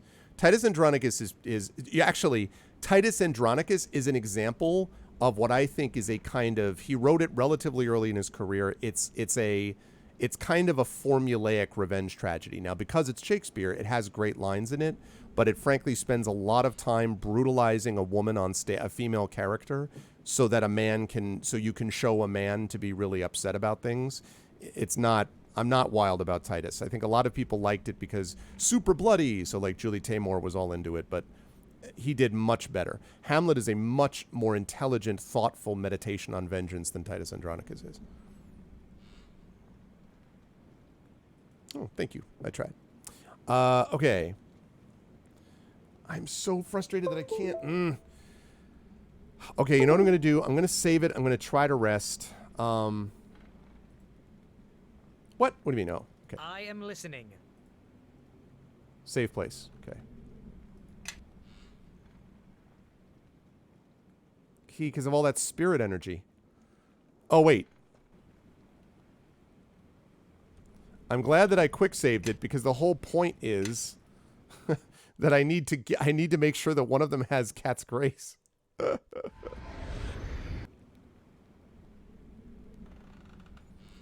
Depends, Classicore. Depends. Depends on on whether they deserved the suffering that they got. Certainly, he certainly would have loved Othello for that reason. I think he would have been very ambivalent about Shylock, who causes some of his own problems. I think, I would certainly hope he would feel bad for Lavinia, who at the end of Titus is, what a wreck. But, you know, would he love Brutus, who he made suffer? Mark Antony? That's another one, by the way. Antony and Cleopatra has great lines in it. It's good. Antony and Cleopatra is good, but it's not brilliant. It's not a masterpiece. It's certainly better than Titus. Sure. And again, it's not love what they do, right? It's love the way that they represent what they are. Love having written them, I guess. Yes. Okay. I need to have you.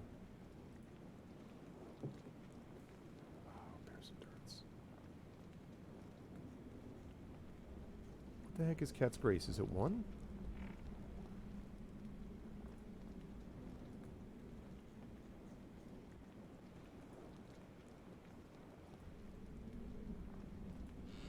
Do you not have... Does nobody have Cat's Grace? You gotta be kidding me, really? No one has Cat's Grace.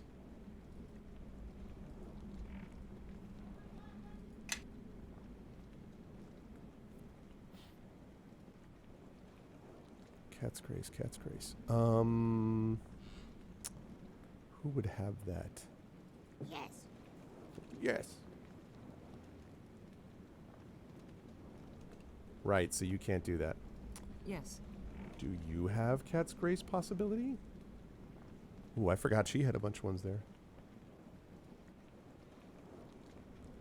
Yeah, it depends.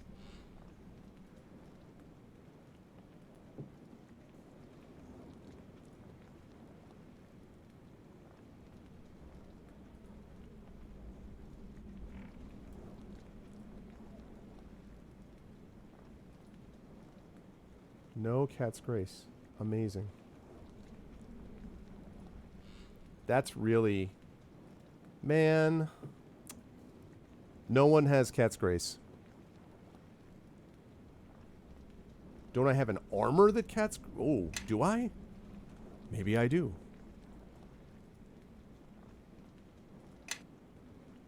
That would be really useful. Is it that one? That's Shadow Shield.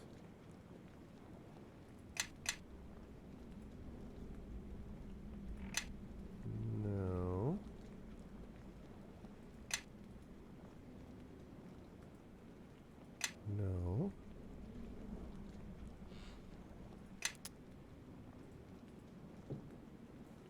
It's not Cat's Grace. Is it the boots? That's Dex plus 3.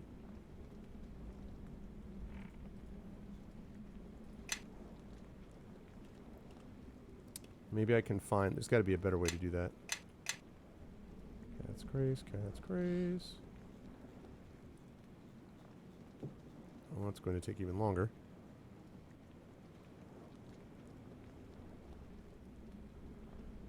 Yeah, I'm trying to remember, Sparkly, who would Yes. have something like that, though.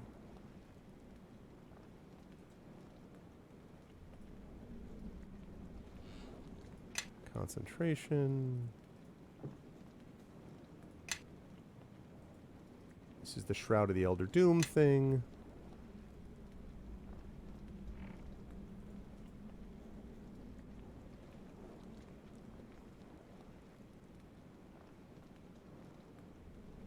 Spell Focus.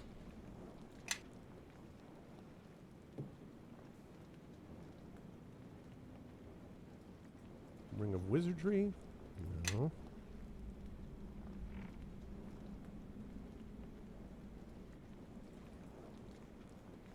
It's Luckstone.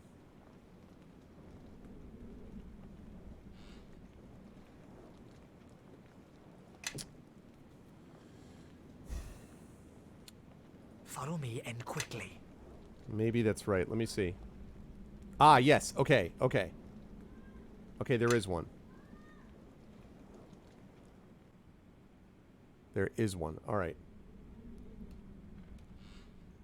Let me... Okay. So, let me have her Yes. get her spells. I hate to lose this energy, but it's going to have to be what it is. Nothing I can do about that. Let's go with level 1.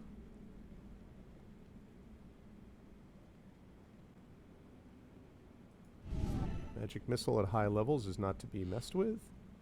3 Ice Storms. I agree that that's impressive.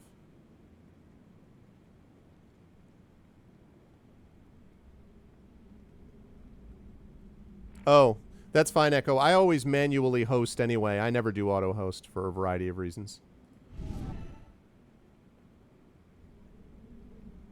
Wait, what? When I was level 4, we were looking at. Do you need that many greater magic weapons? Okay, I guess so. This is what I was looking at.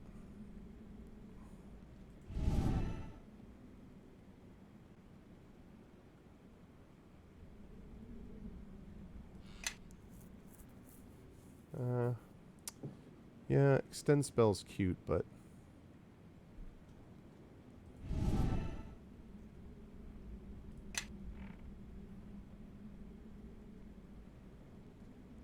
let's go another one of those. Level 5. The Ice Storm. I like the idea of that.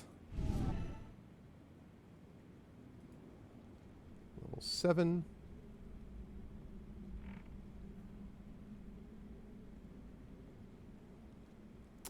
Enlarge person persistent spell is very useful, potentially. Expeditious Retreat, 150%. Persistent is pretty nice. A lot of these are awesome, actually. I don't like that. -2 to Dex. Can you imagine? Can you imagine a persistent enlarge on the Spirit Bear? I think I'm actually going to do that.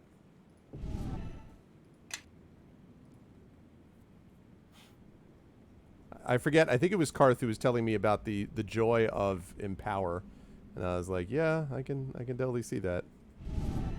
Con is increased by 4. Yes, please.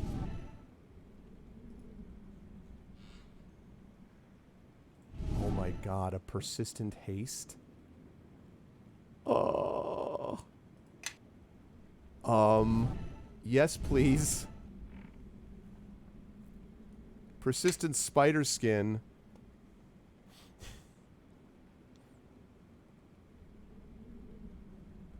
Yeah, you know, it's interesting, Thorg. Like, I've been sort of trying to figure out how I feel about it myself.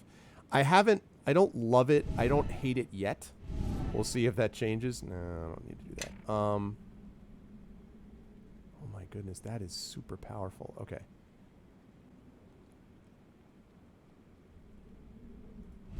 Okay.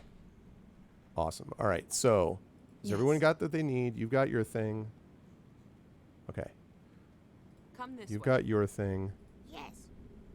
You can't learn anything other than what you have. Obviously, you don't have Yes. those. Okay. Cat's Grace. Good. All right. Here we go.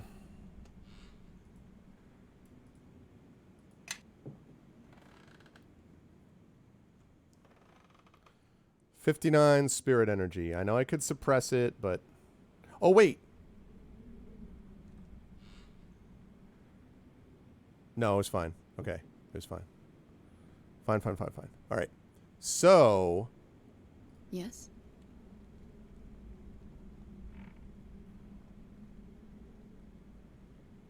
Not you. Yes.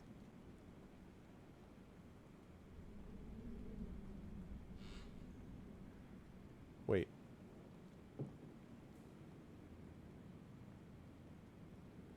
What? Shouldn't that be... Haste, persistent spell. Why is that not... Am I missing something? Yeah, same, Thorg. Why does this not have... Because I have to go up here? Is that why? Oh, I see. Gotcha. Okay. All right. Haste. This is amazing. Persistent haste. Holy crap. How cool is that? Bear's endurance. And Oku. Invalid target. Aw, come on. Come on, game. Oh, you're no fun, game. You're no fun. Yes. Oh, man, that would have been great. Would have been great. Oh, well. Okay, no, don't give me the exploit yet. If I ever need that, I will consider it, but... Where is my...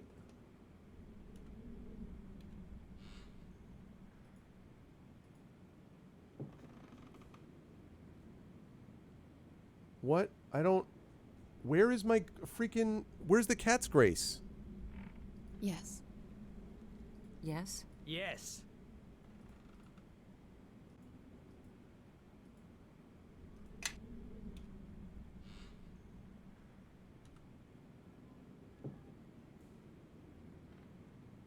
What happened to my Cat's Grace? Am I nuts? What happened to Cat's Grace? I thought that...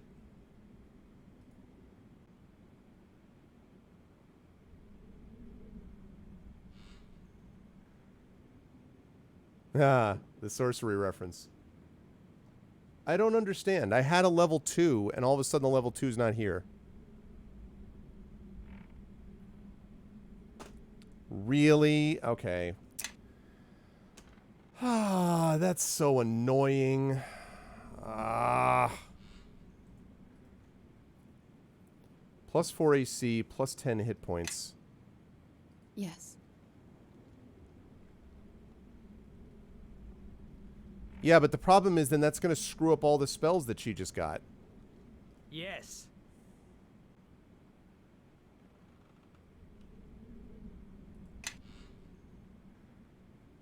No, you know what it is? It's because of the stupid... No, it's because of the energy mechanic. It's because of the spirit energy mechanic. So because I'm below the level that I need, that means that, therefore, because of the spirit energy thing... Oh, that's so frustrating.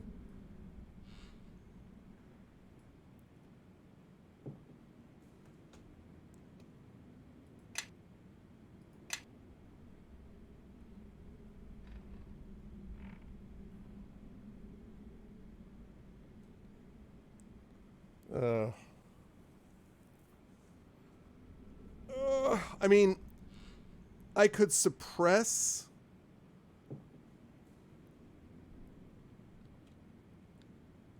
All right, let me try something. Let me try saving it. Let me try suppressing.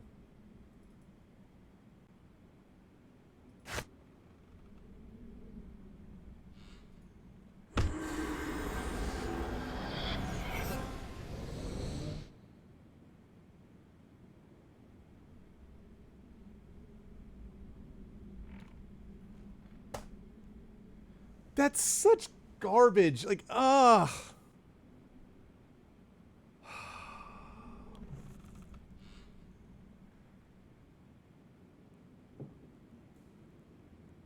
That's really frustrating. So I can't use it because my wisdom's too high. Or my wisdom is... No, I don't want to do this first.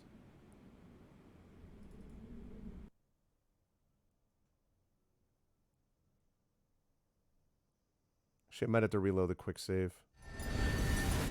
Yeah, that's what I thought. I don't want to go all through all that again.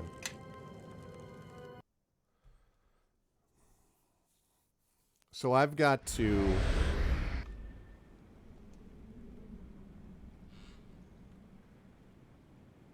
That's incredibly frustrating. So I have to figure out a way to get his wisdom buffed up. I mean, Okay, you know what I'm going to do? I'm going to do this now because I just want to see what this thing is that I'm leaving behind. I find it annoying that I can't bash through this chest. I got to be honest. I find that more than a little frustrating. So I'm going to change this around. I am listening. So now, even if I take a drop, it's not going to matter because my wisdom is 16, which is going to be well over what is necessary. All of this... All right, fine. Rest. Great. Wonderful. I'm glad that I still have enough to cast the spell.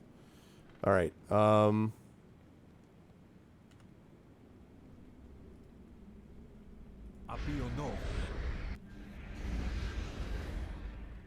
Yes?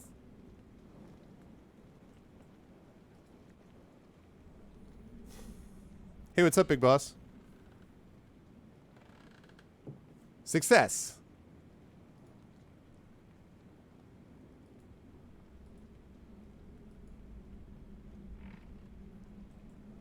Oh, right. I can't open that. I am listening.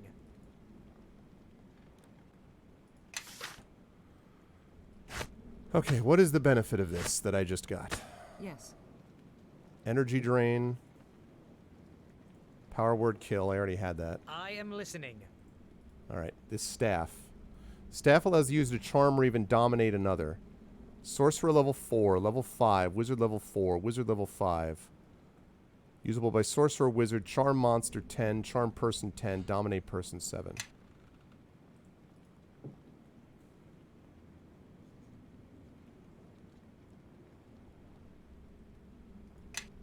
Although this doesn't, I mean... Yes.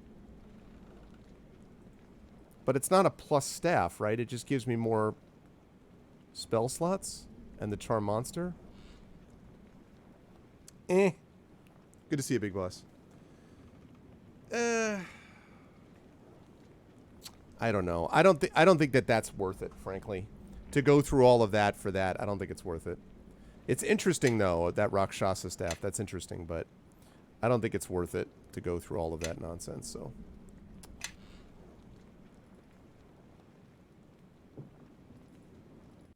We will instead reload that. And we will move on.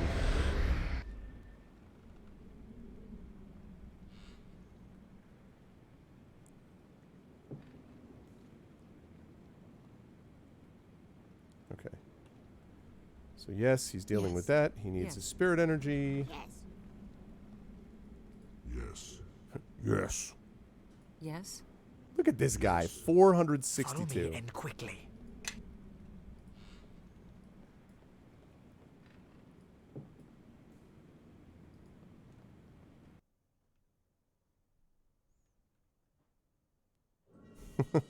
Sounds like it was fun.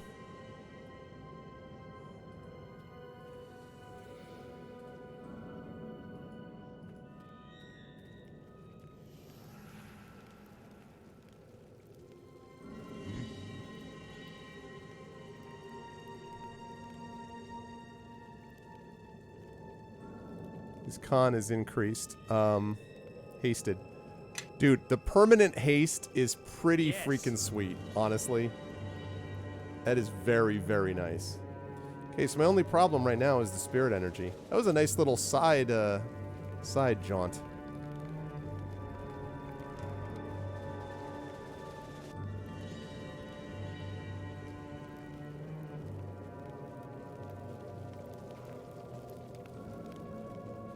All right, time to get out of monochrome world.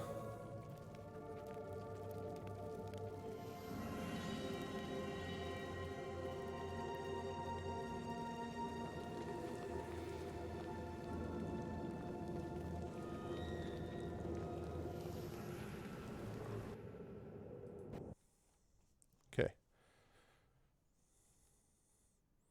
We're leaving Kansas. Valerian. I don't want to listen. I don't want to mock the fine people of Kansas, the fine Jayhawks of Kansas. Dude, this speed. Spirit Eater, please speak with me. I have little time here, but my tribe can help you to learn more about your gift. My gift? The gift is the power that you possess as the Spirit Eater. Beings who possess the gift are revered among the Hill Tribe. Gift? It is a curse, actually. That is what the witches would have you believe. They seek to control you like they have done with other Spirit Eaters in the past, by either manipulating them or hunting them. What do you know of the witches? Long have the witches that rule Mulsantir hunted the Hill Tribe. If they caught me here, I would share the fate of my parents and so many others of my people. Why would you risk death to speak to me? I was sent by my grandsire, Hedman Ujuk. He wishes to share with you knowledge of your gift, knowledge that the witches of Mulsantir don't wish you to possess. It's always something. I cannot tell you more, but my tribe greatly wishes to meet you, Spirit Eater. Would you come to visit the Hill Tribe? Where is your tribe? You will find the Hill Tribe in the Wells of LaRue. Normally we stay well hidden, but I will keep watch for your coming, Spirit Eater. I must go. I am in danger here. Well, crap. Immediately complications.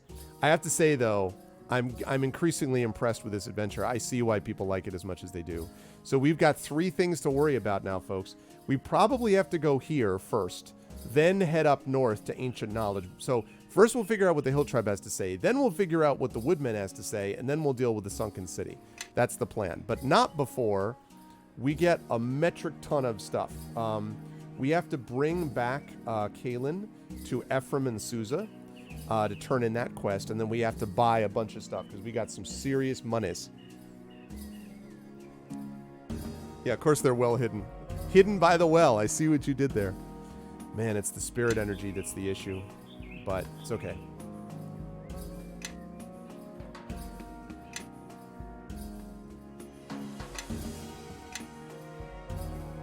Love this music too. Okay, Mulson too. It's an expansion, and it's not surprising because it was done by Chris Avallone. Now, admittedly, at the moment, Chris Avallone is, you know, there are issues, but as far as the writing chops, there's no question about that. Yeah, a lot of them did. A lot of them did. But not all. Avallone was more involved in this. Not Avallone. I'm sorry. It's not Chris Avallone. I take that back. It was not Chris Avallone. I'm completely wrong. It's George Zietz. And my understanding, Thorg, is that George Zietz, right, but George Zietz was different than the main game. It's the same studio. But George Zietz was the main writer on this. And Zietz, in case you're curious, was also one of the writers on Wasteland 2. I actually interviewed him. He's good. He's really good.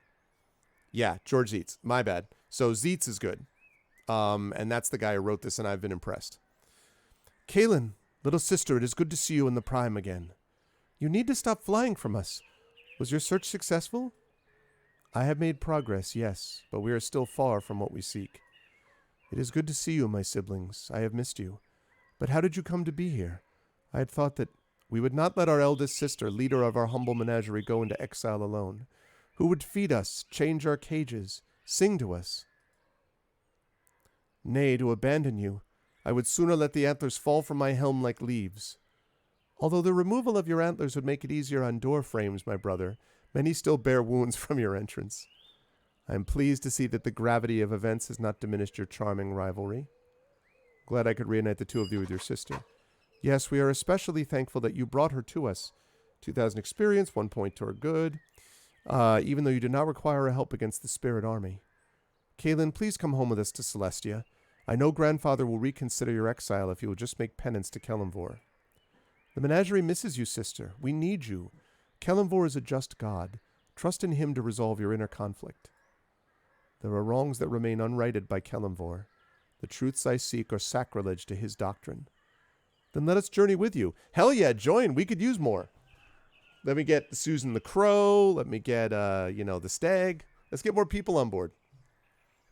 No god's faith could be greater than my faith in you, Kaelin. Let the menagerie go where you would lead us.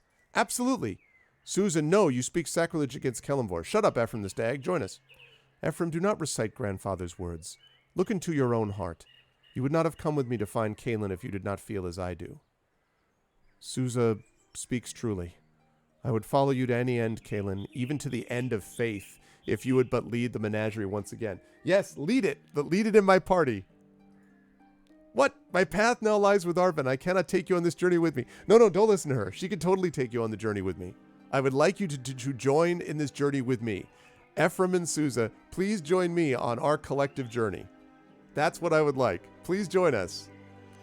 I know I've led you before into battle, but this journey is different. Yeah, this time I'm leading you into battle. My journey concerns itself with the fate of souls and the injustice of all gods, not just Kelemvor. It is a path that may lead to not just the death of my body, but the destruction of my soul.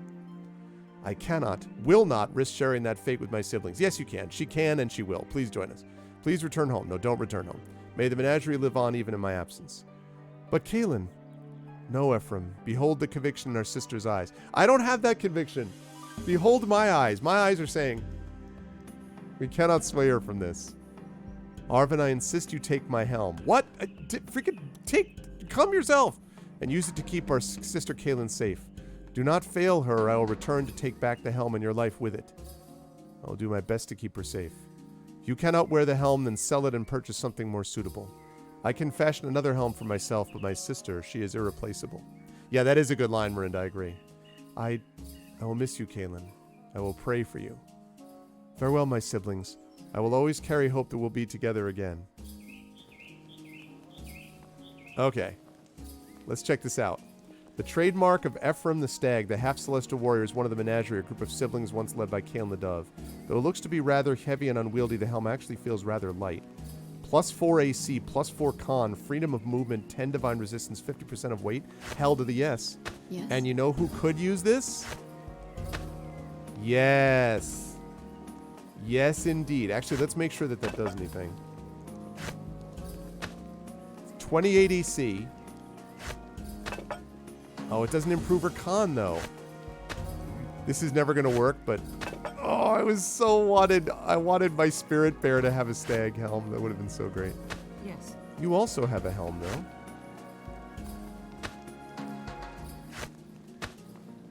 Ha-ha!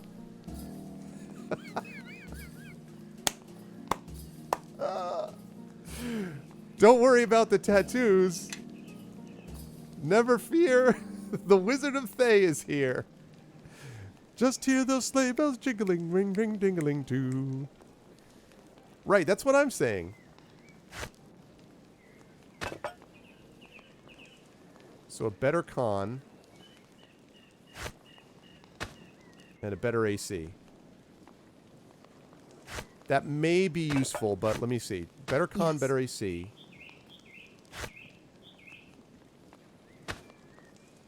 Doesn't improve your con.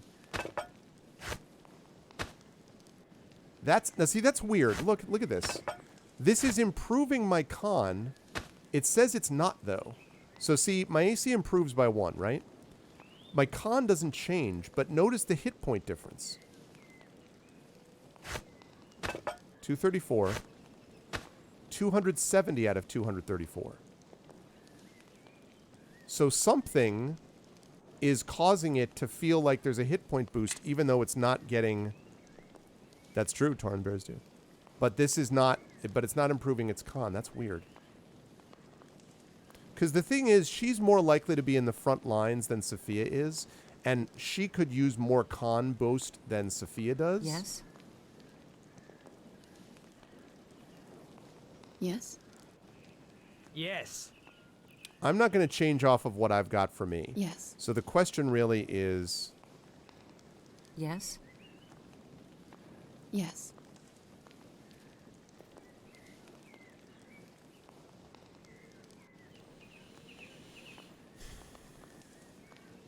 Yeah, it seems like it. It's not displaying the con boost. It's strange that it's not, but... It also doesn't show her as wearing the stag. Yeah, it doesn't show her as wearing it, but she is. I'm going to leave it on her for now. I mean, either way, it's a good... Definitely a good helm. All right, well, I have returned her to her thing, so now it's... Now we got to go sell some stuff, and then it's Wisdom of the Hill Tribe time.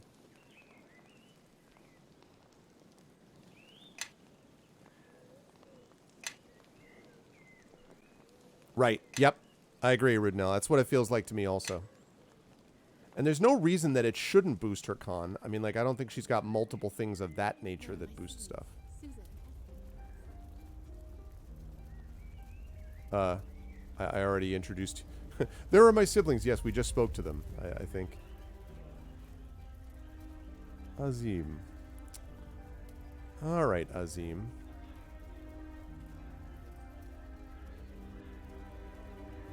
Time to sell some stuff.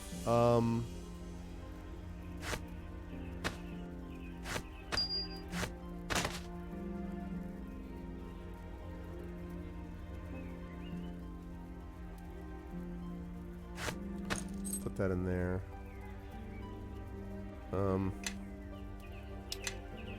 Still have a number of stacks of +4s, but okay. Yes. Yes.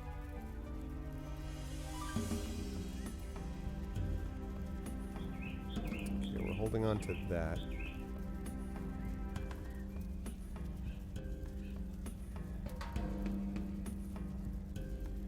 Okay.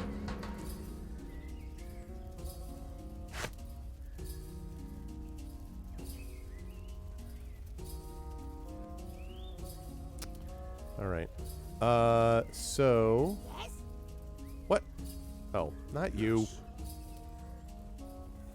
Yes. Yes. Yes.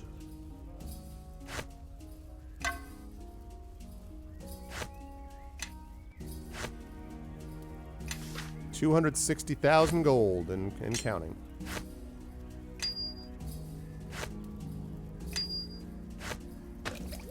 Yes.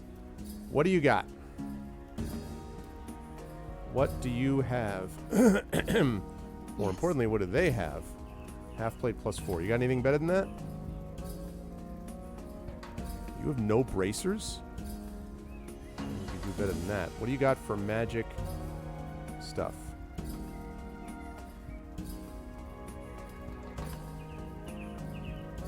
Full plate +3.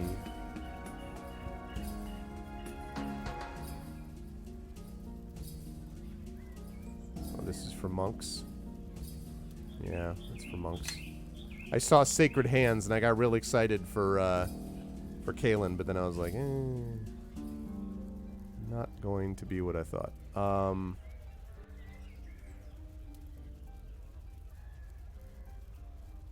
Bracers of Armor +5 seems very promising.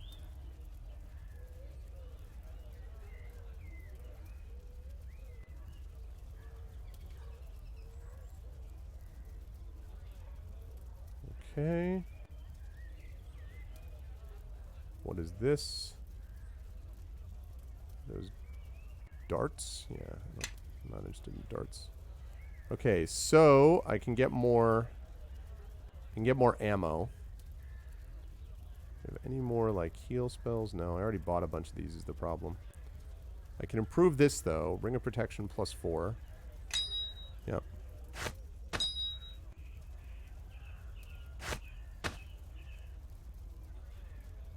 Ooh, I'm not getting any protection from that now. Interesting. Okay, well, regardless. Yes. To me, my allies, I shall lead. Okay. Regardless. Periaptive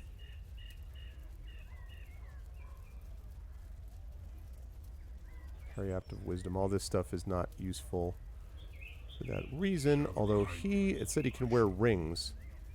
So,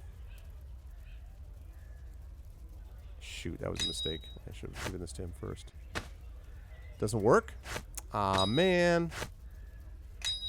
Because the natural armor, probably. Okay. I wish that I had more healing. No, I'm not growing out the beard. Nope. I don't even have to trim it yet, really. I probably a couple of days I'll have to, but...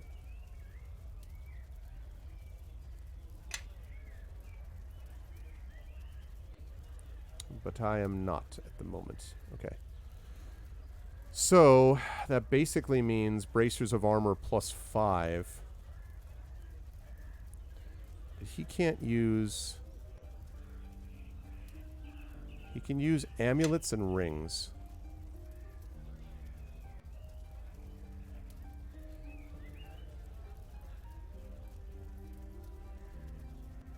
Amulets and rings. Okay, so we need to have... Also, how you doing, Coven? Bracers of armor +6. Yes.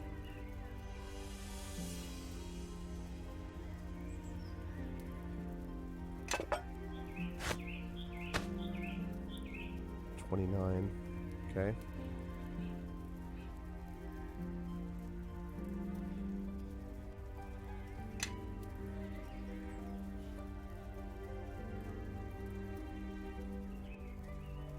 Okay. I am listening.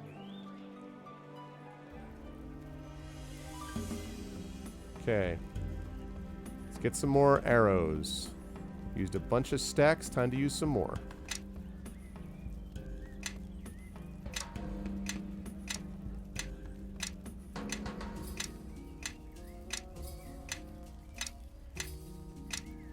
I do not want to worry about running out.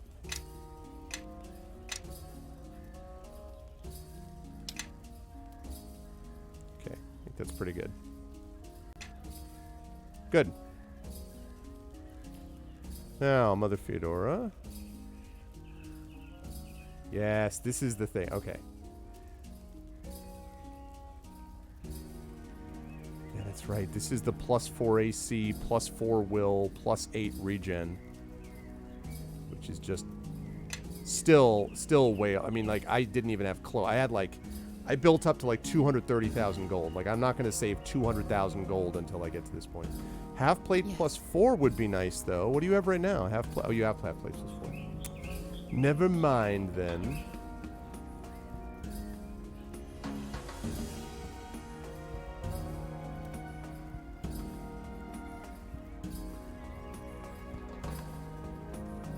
Animal's Truth. +6, +2 strength. Yeah, that's right. We're reading about that. Any more heals? Potion of Cat's Grace.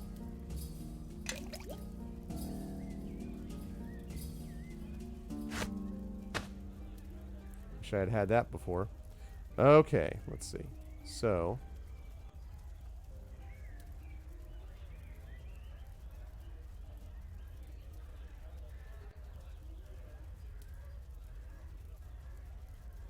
Scarab protections for saving throws. Intelligence +6. Yeah,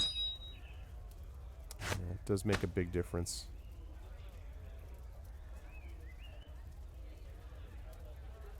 Yeah, I know. Wow, this is where all the light's coming from. It's very bright in my office during the day, which I love. I love light.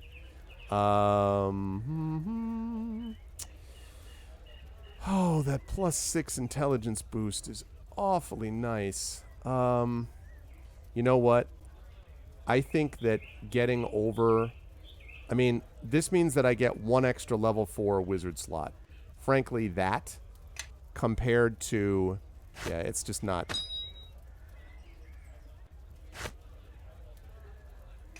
Getting the intelligence boost is too much. It's too much. I can't turn that down. I have a 27 intelligence with this. I mean, it's just not... you know, come on. For the benefit of 1 spell, it's crazy. It's crazy go nuts. Fortunately, it means that I got to reset this stuff, which is annoying. Oh, actually, I get more anyway because of this, so... I don't want to extend.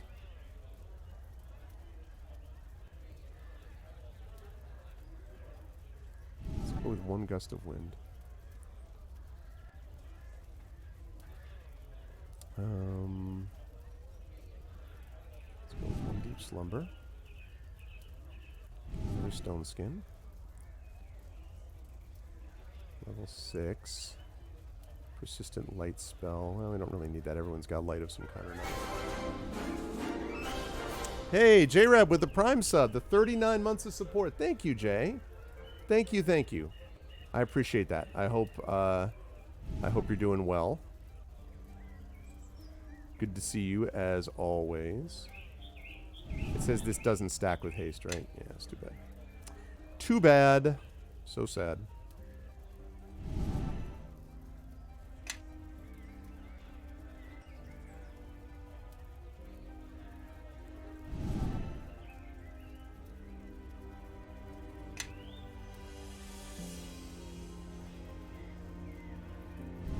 Let's go with that.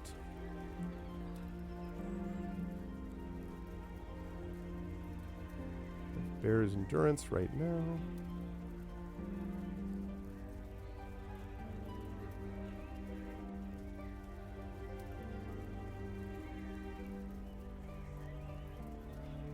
I could empower it. I don't think it's really useful. This stuff is persistency for this. I guess maybe, actually. All right. There we go. Worth it. Worth it. Oh, I hear that long weekend. To me, my allies. I shall lead. CGNU? What is CGNU? Okay, good. We're set. I am listening. We have permanent haste on our people, basically. Oh, man. I'm already just imagining persistent haste. Like, that's... Oh.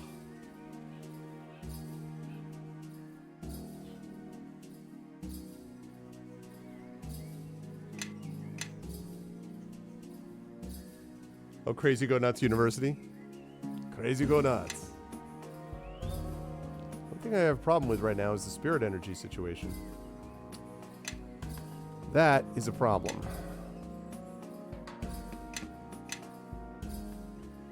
Really enjoying it, Instamaniac, a lot. It's getting better and better.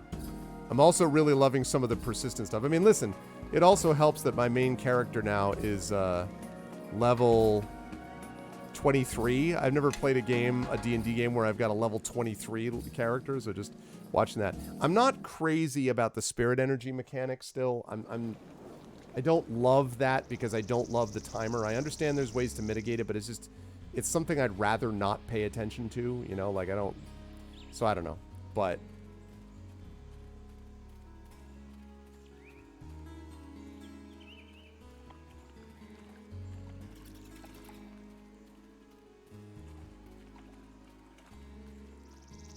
But otherwise, I dig it. What's up, Aaron? We'll be on for about another 15, 20 minutes, and then I'm going to let you folks go and start getting ready for Celasta over in GOG. Yeah, no, I know, but like, I've heard that, but okay. So do we go? We could go to the Sunken City. We could go to the gates. That's where we are right now. We could go to the Wells of LaRue, which is where the hill people are. Where's the other place? We've got the okay. Mulsinger's right here. So we've got the Sunken City. We've got the Northwood. Why do I not have the...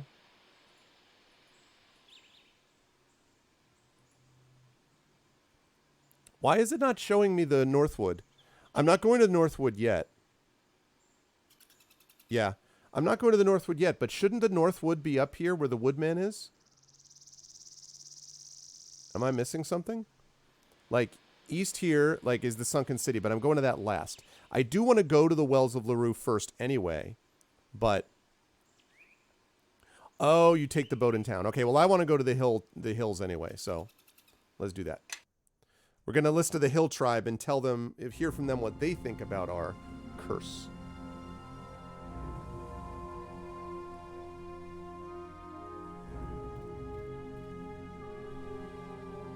I know this place.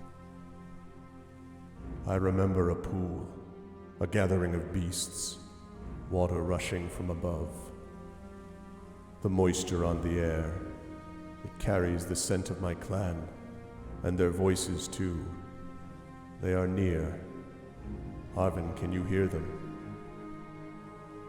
Jesus. So there's a couple good ones. Like, I hear them, echoes very faint. A change has come over you, my friend. Something is not as it seems here. Wait, you said your memories are gone. Fled from memory, died. This one is brutal. What's up, Hillness? The aged sometimes hear voices, Oku. Perhaps it is the same with bears. What the flip? So every so often I'm like, I wonder what it would be like to just be the biggest jackass with every answer. Like, I'm not going to say that. I hear something. Whispers, echoes. Why is Kaji like at 0 energy? Oh, that's awesome, Hillness. Congratulations. That's great. My mom got her test results back, has no sign of the cancer after 6 rounds of chemo. They will keep doing radiation and hormone treatments to keep it at bay, but things are looking good. That's awesome. That's such good news, Hillness. That's great. That's really, really great. So glad to hear it. And I'm glad that they can just kind of keep things going and no sign. That's great. Congratulations, Hillness. Seriously. So happy to hear that. This is one of the reasons that we support the charity that we do, right? So that we can get more success stories. It's not just about, you know, the memory of people that we've lost, like my mom and other, you know, people that so many people I've heard from. It's also the people that are still alive that we can do great research. I'm so glad to hear that, Hillness. That's awesome. And also, hi, Craigery. If I answered your question, yeah, I did. I said, no, I'm not growing my beard out. I think maybe it's just, I don't even think it's really, I mean, I guess I should trim it in like by the end of the week maybe, but a little bit. But I think maybe just the light is what's making it seem like that. Do they live? I hear pain in their cries and rage. My kin are here, hiding among the rocks perhaps. But why?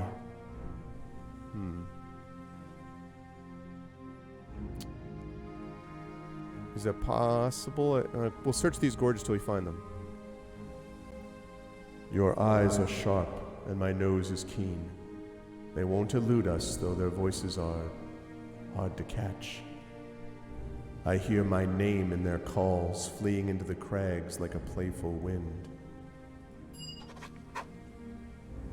Interesting. Pursue the voices deeper into the crags. I mean, I will. I want to talk to these people, and then, yeah, I'm gonna search for them. Oops.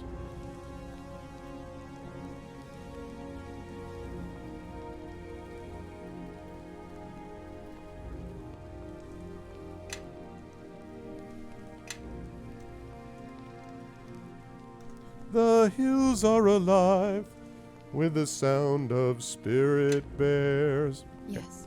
Can you heal?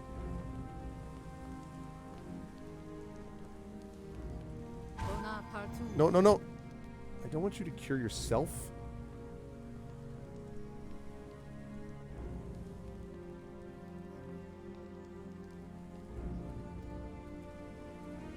I am listening. Yes. I would like you to cure. No, I don't want you to cure him. You should cure Kaji, who's sitting at freaking... Yes. I am listening. Where is Yes. Kaji even? Here, how about this? I don't even know what's going on, but you just resummon him, okay? I am listening. It was all really bugged out for a minute. I don't know why. Anyway, back to what we were doing. Yeah, it's awesome. You're far from home, strangers, and this is dangerous territory. Begone. I have troubles of my own. If you tell me your troubles, I may be able to help. I didn't and I just pull the full diplomacy like, look at my mask, look at me persuading you. I didn't expect such kindness to come from strangers in this hard place. Well, if you really want to know, it's my daughter Anya. She was bewitched by a hag spawn. I took him under the roof as a guest, and he repaid my generosity by driving my Anya to madness. I don't suppose it was a certain hag spawn whose rhyme names with Blan, is it? Who was the hag spawn who bewitched Anya? Ganayev. Yep. I can never forget his name, for Anya says it over and over, awake or asleep. Why, if I could find that monster again... I know where to find him. You know that hag spawn? And I beg you, bring him here. Perhaps he can undo what he has done. If not, then at least I can have my revenge. Can I examine her? I guess so. She's right inside. But be warned, if she comes to any harm at your hands, I won't harm her much. No. Now I gotta go get this guy.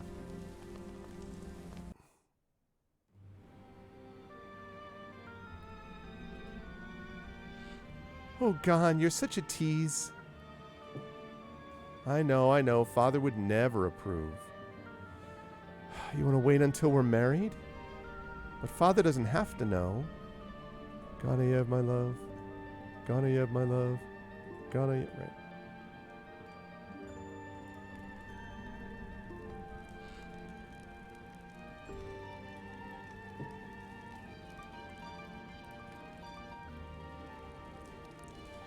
Alright, so I gotta go bring Ganayev back.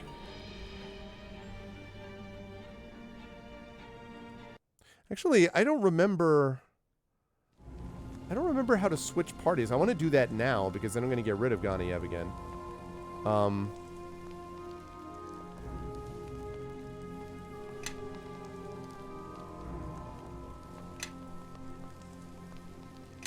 Need to remember how to get him back in the party.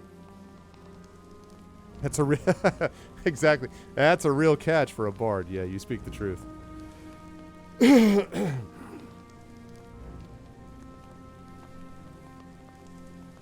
Okay. Problem is, though, I don't remember how to... Yeah. How do I, like... Can I just leave, like, and get a new party as a result?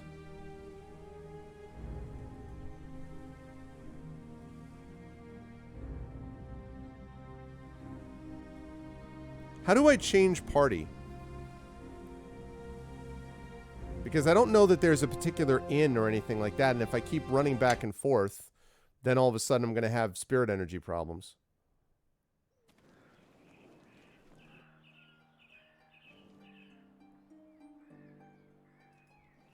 What's up, Mrs. Dunsel?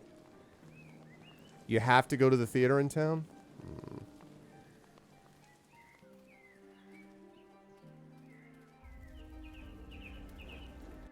It's better be worth it, Gan. Good to see you, Mrs. Dunsel. Happy Tuesday.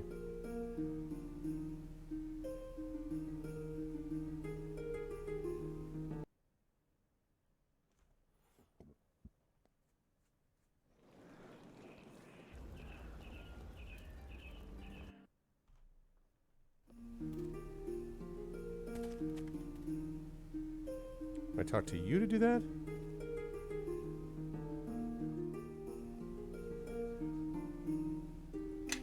Right. Okay.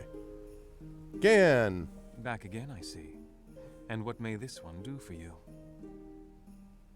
Ah, but you have such a crowd already.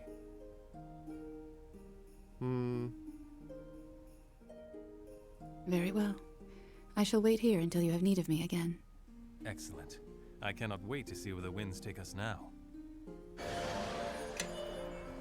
Okay.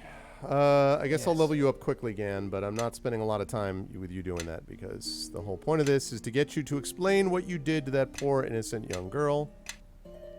So... Great. Awesome. Oh. I guess I gotta level you up a couple times.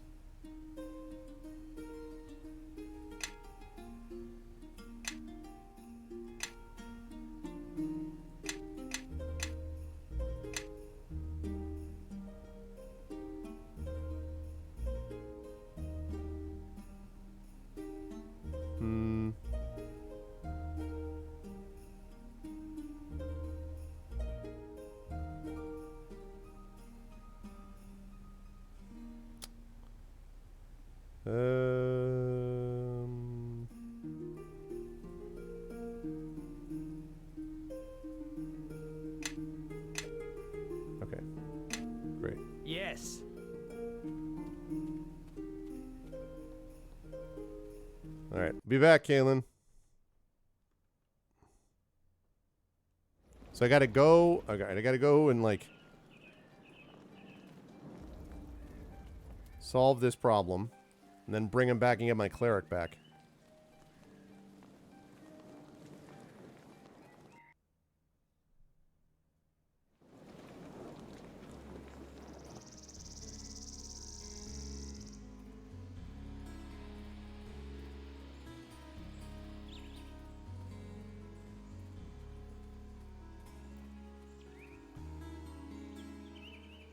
Come this way. Oh wait, I don't want to do that Yes. yet because we gotta travel to get there, so. Oh, hugs, Triffid. Definitely hugs. I'm sorry to hear that. And absolutely, virtual hugs and verbal and absolutely. Multiple hugs. I respect your desire not to put it on stream, but, you know, I'm sorry to hear that.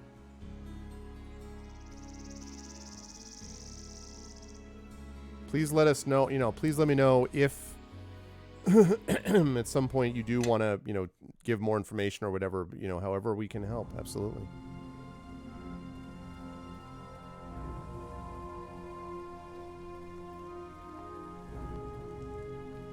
Okay, I'm going to ignore the farmer. Just going to go right into the thing.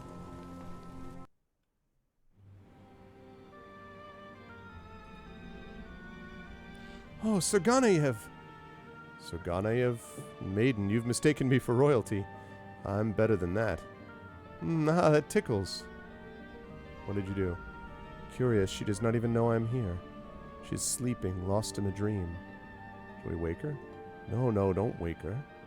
I have a suspicion about this young woman, but I cannot be sure until she awakens of her own accord. We should wait or return here later. We should wait? Dude, in case you haven't noticed, I'm kind of a little busy right now. What do you mean I should wait?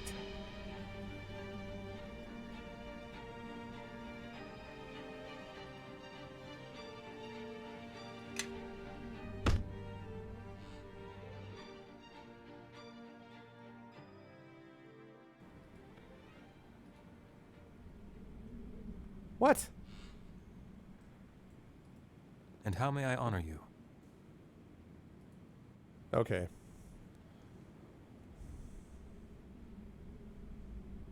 Yeah. All right. Well, I'm not going to deal with this now then. Because I'm not, given the spirit energy situation, like, this is not urgent to me. Especially if it's just like, oh, we need to wait till she wakes up. I'm like, all right, well, when that happens, I'll worry about it.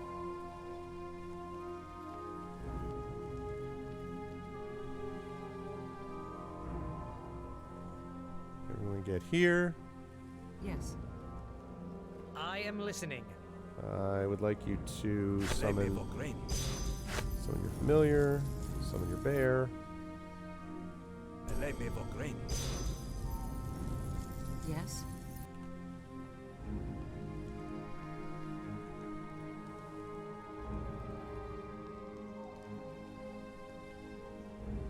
Okay.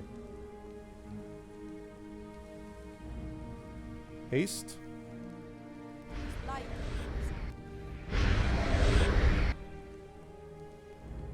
Eagle Splendor. Light. Bear's Endurance. Light. And let's see if Enlarged Person works on Bruno. Light. Man, doesn't work there either. Oh well. That would have been nice.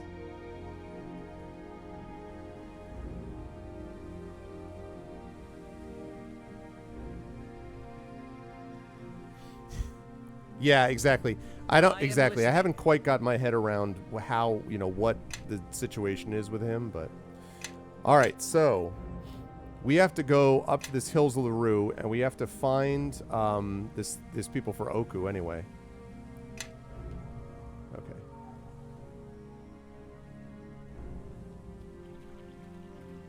So let's do it.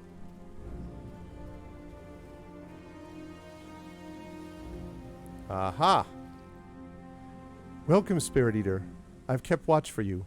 Headman Ujuk will be pleased that you came. Ujuk has much knowledge of spirit eaters and the gift to share with you. We've begun preparations for a feast. With your arrival, we can complete the feast. Follow me, please. Assuming, of course, that this guy isn't having one over on me, but either way, I'm going to get ambushed and discovered. I am following you. Run faster.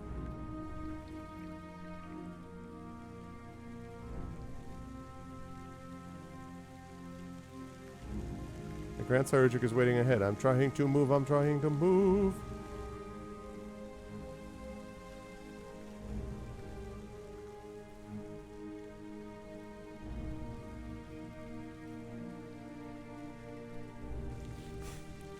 Spirit Eater joins Hill Tribe for a feast. And Spirit Eater has brought an Ursine ally. Oh, you want us to eat souls. What feast? There's no food here. The food is here, Spirit Eater. It just does not know it yet. What do you mean? I have known Spirit Eater in many different shapes. Some I have befriended, learned from and taught. Exactly, Rudno. Others I have eaten when they betrayed the gift. It is a service I provide in respect to Spirit Eaters so that the gift may pass to one worthy of it. The Spirit Eater before me betrays the gift by defeating one such as Oku and not feeding on it to gain the power that is the Spirit Eater's right. That sounds like a threat. Oh, it is not a threat, betrayer of the gift. It is a promise. Like Spirit Eater, Hill Tribe wears different shapes. We do not feed in human form. Now Spirit Eaters see the fully operational, true form of Hill Tribe. These creatures were cloaking their true appearance. Be careful, they may have other deceptions cast. What is that thing? Is that a doppelganger? Uthraki. Clever disguises. I should have sensed them sooner. Tread carefully around these man-eating savages. I know you now, Ujuk, you chattering ape, and I remember the taste of your blood. This time I shall have more than just a taste, I think. Perhaps this time the gift will pass to me when Spirit Eater dies. I suspect I killed the others too quickly before. I shall make this death linger. Kuara, tend to the younglings while the adults deal with Spirit Eater. Yes, grandsire. Save me a portion of the loins. I savor it so.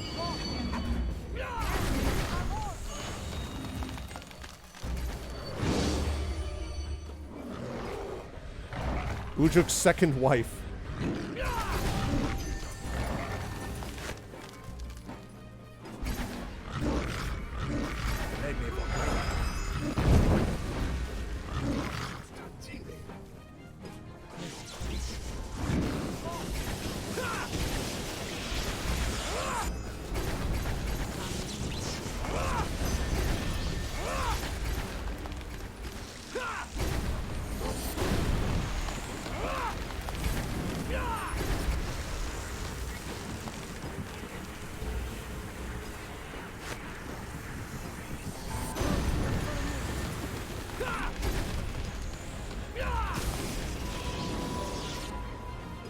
So much for spirit eating, clown.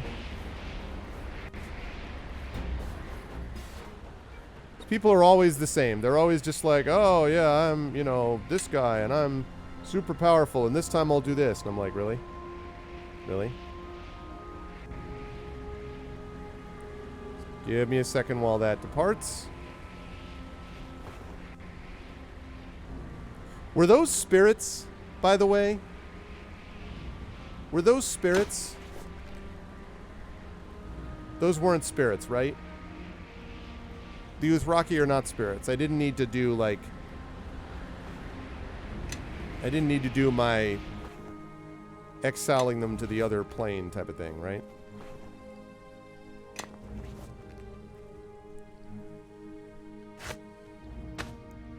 Does anyone know who's played this before? Karth, etc.? What is this? The shield's magic seems to consume weaker spells cast upon it, glowing with a bright and piercing light as their power is drained. AC bonus +8. Immunity to spell by level 3 or lower. Yeah, I didn't think they were.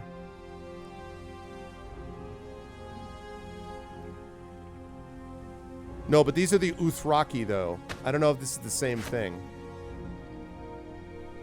To me, my allies, I shall lead. I mean, that Shield of Dawn is nice, but... Holy crap! A 37 AC! Are you joking? I am listening. That's awfully good. To me, my allies, I shall lead. Follow me and quickly.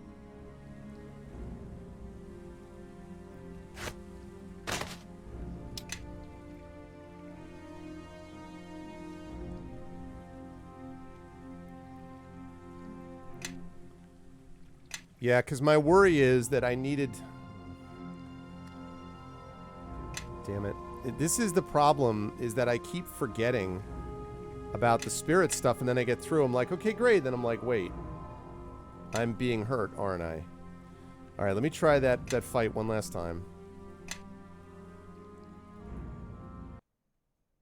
Right, exactly. Rude now, exactly.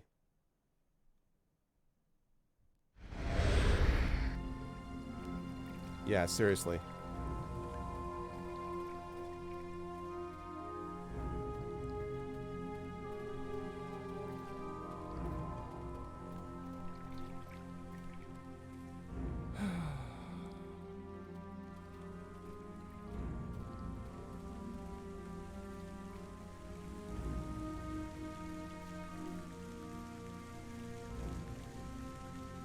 Okay, hang on a second. Yes. Let's have you...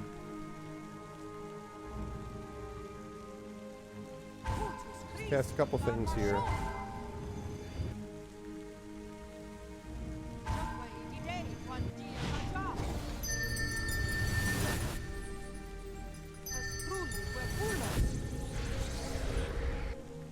I am listening.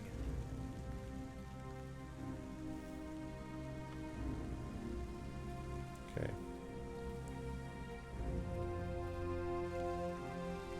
Okay.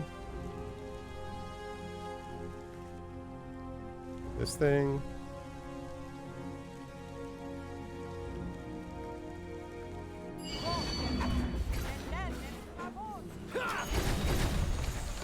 You shall soon trouble no. Okay.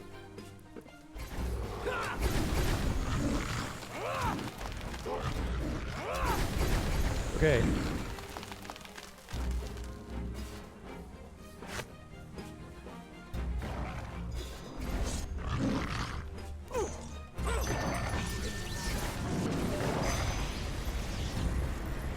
Wait, what just happened?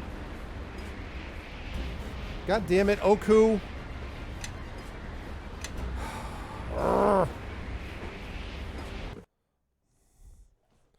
Yeah, I don't love the spirit mechanic because it's kind of an annoyance to deal with, like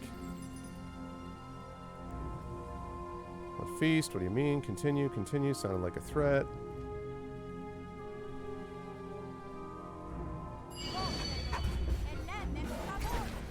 Your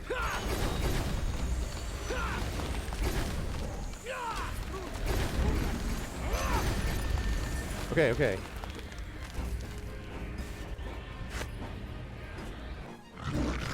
Hurry up.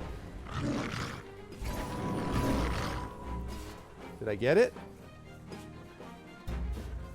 No, stop. Oh, stop doing that.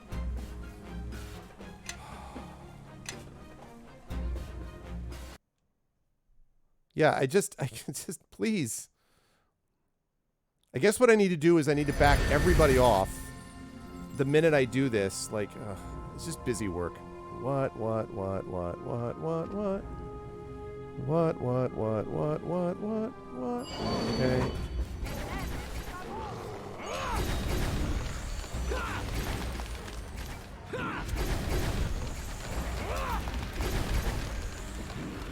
Okay. Okay. All of you all back off. Be on your guard. And now, includes you, back off. And you...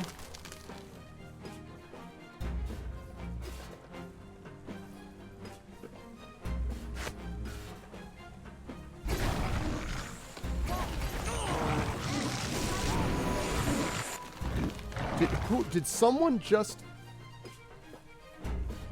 Jesus Christ. Oh, Sophia, why the frick? Oh, Sophia's like, oh, I got him, boss. Stop doing that. Stop killing him. The thing is, you have to get him to near death. Eternal rest works on... No, works on spirits.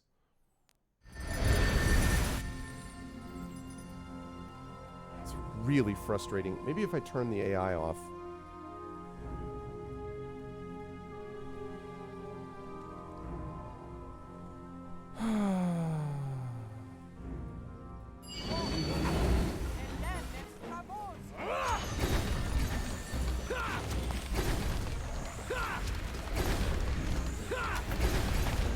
Okay, okay. All of you, go away. All of you go away. You, only you.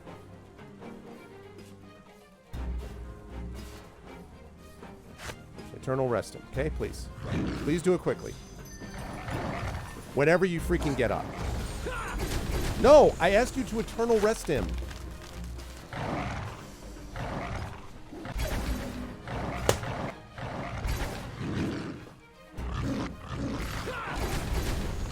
Eternal rest this idiot.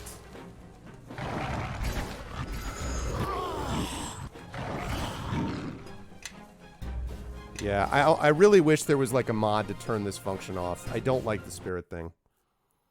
It's too much of a pain in the ass. Like, it just... Okay, sounds good. Let us... Yeah, let us know, Triffid, exactly how you when you're in a position you feel like you can do that. And I'm really sorry to hear about whatever it is. Definitely we're with you, you know.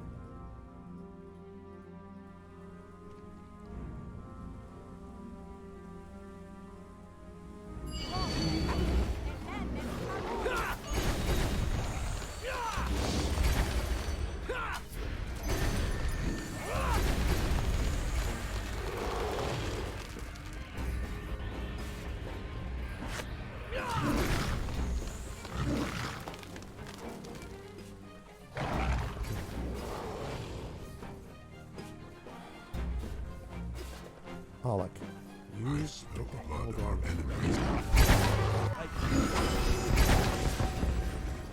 Did you? I swear to God. Let us attack. Eternal rest him.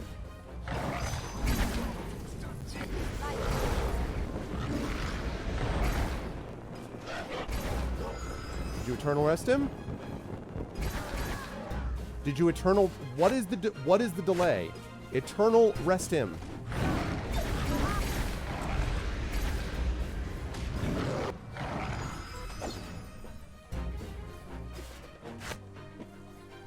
I can't.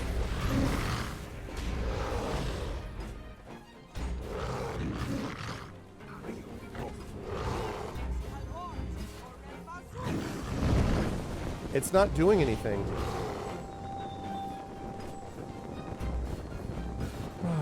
Screw this. Just everybody kill him then.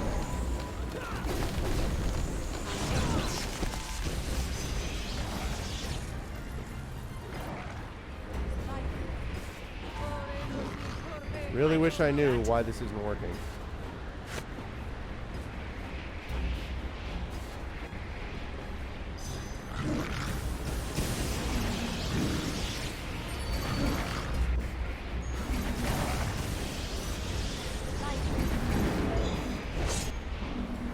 Oh, I'm loving Mask of the Betrayer. I just don't like this one mechanic.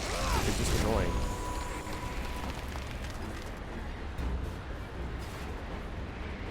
Because see, the thing is, I have all these water essences and all that stuff, which is what you get from spirits.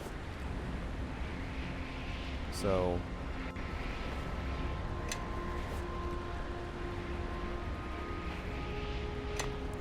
Alright, anyway... No harm, no foul, I guess, except that my energy keeps dropping. Which I understand I can do, but like...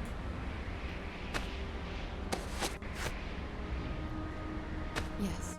Worth it for this incredible, unbelievable AC boost. I am listening.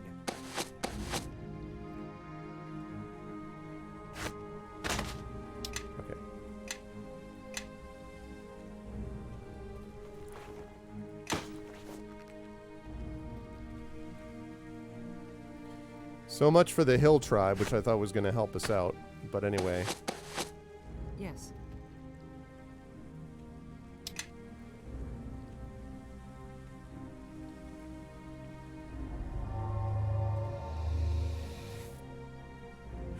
Only works on undead. I just don't understand that, though, because there were other things like Oku is not undead, right? But he's a spirit bear.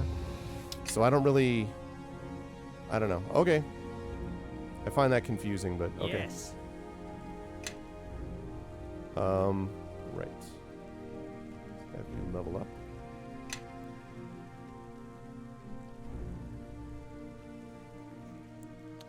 Let's not have you do that until... Okay. Level 9 Ranger. So, level 9 Ranger, level 3 Neverwinter 9. And level 1 Sorcerer. So,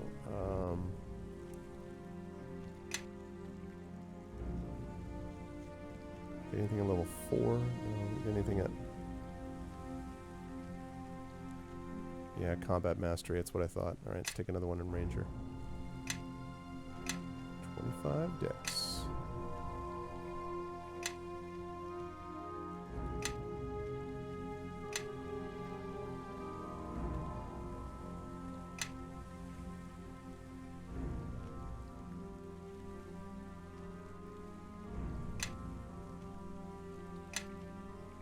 Actually, let me put more in that because of that. When they called it a gift. Yeah, well, I mean, right. Okay, favorite enemy. Well, I think this one's going to be pretty easy. I thought about it being Fae, but I think the obvious answer is undead. Yes? Okay, and as for you... Obviously, cleric we want up there. Obviously, lore... you know what? No, Sophia's my lore person. I can give you some lore, but...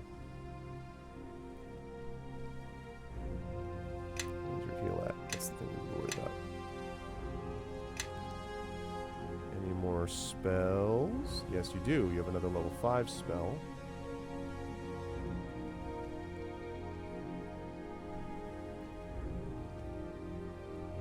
Put Raise Dead in there. Resurrection. You have a level 9 as well.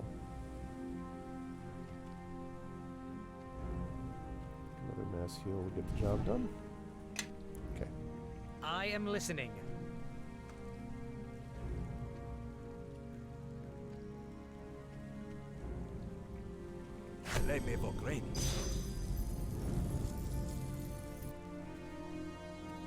Okay. Yeah, I think you're right, Rudna. That's probably what would have happened. Which is, you know, that's interesting. Again, I like that. I like the choice concept. Oh, that's it? That's all there is in this tribe? Okay. Well, we're going to be interesting to see what happens when we find the younglings, in quotes. So it looks like the witches are more on our side. And I figured I was going to get some good information either way. Pile of bones is the bones of several types of creatures. They all look as if they've been gnawed on by powerful teeth. Some of the bones look human. That should have been my little clue. Oh, here are the younglings. I wonder if this is going to be one of those, kill them all. Please spare the younglings. They have done no evil.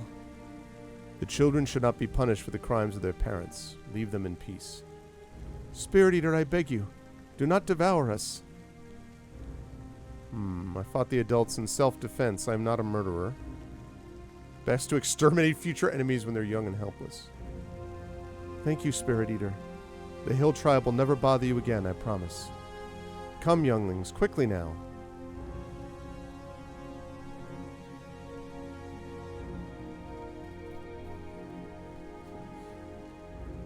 Even though he said before, like, I love the loins, they taste so good, but... Bizarre. Okay. Oh my goodness. I just looked at the time and I was like, hey, look at how fast that time is going. Oh, what the... Okay, hi. Hi. Welcome.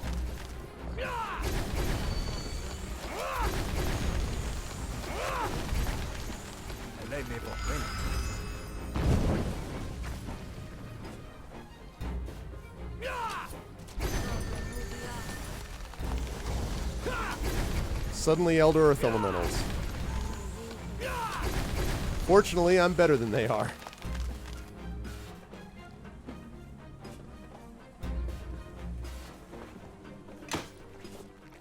Nice work, everybody.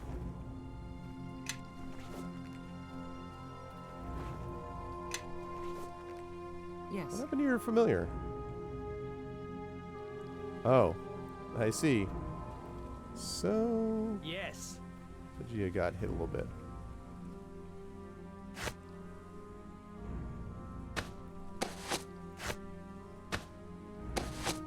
Yes.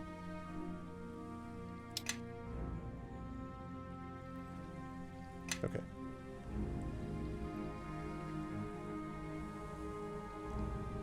Pretty much, yeah, kill them all. I was just like, wait, what? I thought about it, Ice Shield. The problem with suppression, I may have to do that. The problem with suppressing is that you can only do it. See, here's the thing. You can suppress, but you can't suppress and also, whatchamacallit, Eternal Rest someone. You can't do it at the same time, which I find very annoying, but whatever. So I understand that you can't, like, devour spirit and suppress, because those are opposites. I don't understand why you can't suppress an Eternal Rest. But I think you're right, because I don't think we're going to find any undead very obviously here. Well, but see, the thing is, though, he says that he hears voices, right? And that maybe these are the voices of spirits. Presumably there might be undead here. So you get a lot more boost in spirit energy from giving whatever the hell this is called, from Eternal Rest, than you do from suppressing. So I'm kind of like...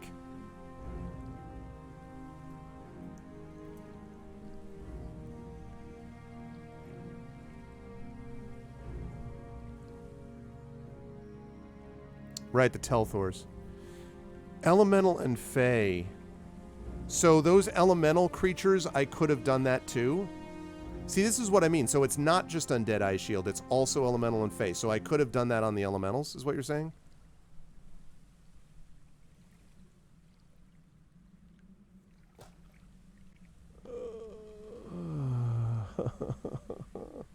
Okay. So... Wait, you have to use... Wait, whoa. Wait a second. No, this is important. I don't want to use Devour. So you have to use Devour on non-dead, so I couldn't exercise... I couldn't, what do you call it? I couldn't Eternal Rest the elementals? Because if I couldn't do that, then that's fine. Then I don't want to do that. I mean, I want to Eternal Rest them if I can... Oh, okay, so that's fine. I want to Eternal Rest anything that I can Eternal Rest, basically. So, given that that's the case, then I guess it makes sense to suppress. See, the only question is whether or not... Let me just ask this, without giving me spoilers. Am I going to find undead in this map, in the Wells of Leroux map? Or is this going to be like elementals and things like that, but not undead? Don't give me any additional spoilers besides that. Like, am I going to find undead here? Right.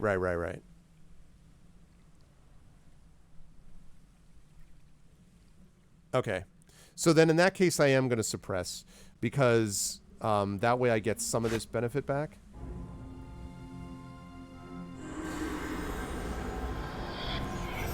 I wish there was a feat you could take that would give you more, and I saw what you posted there, Thorg. I'll take a look at that.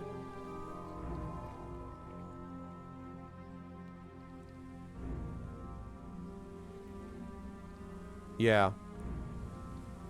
Ugh, 47. I'm going to look at that mod. Maybe I can just mod it to lower the speed that it goes down or something, because, like, blah. I'm really enjoying the game a ton. I just don't really care about the spirit thing. I mean, I care about it from a story point of view. I just wish there was another way to manage the mechanic. Anywho, but we got to get moving on here. We made some very good progress today. And that shield that's going to give her...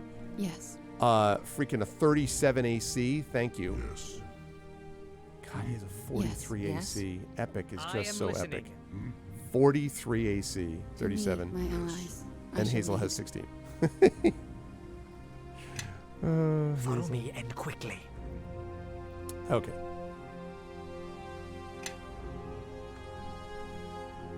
Okay. Yeah, and I remember that. You have to suppress around spirits.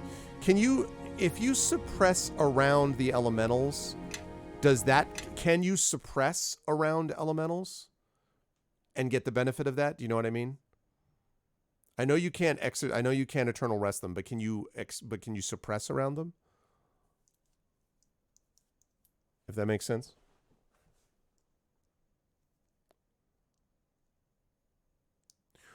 Ooh, suppress ability is recharged every time you use the travel map. That's probably, well, yeah, because the travel map takes like a day or two to get places.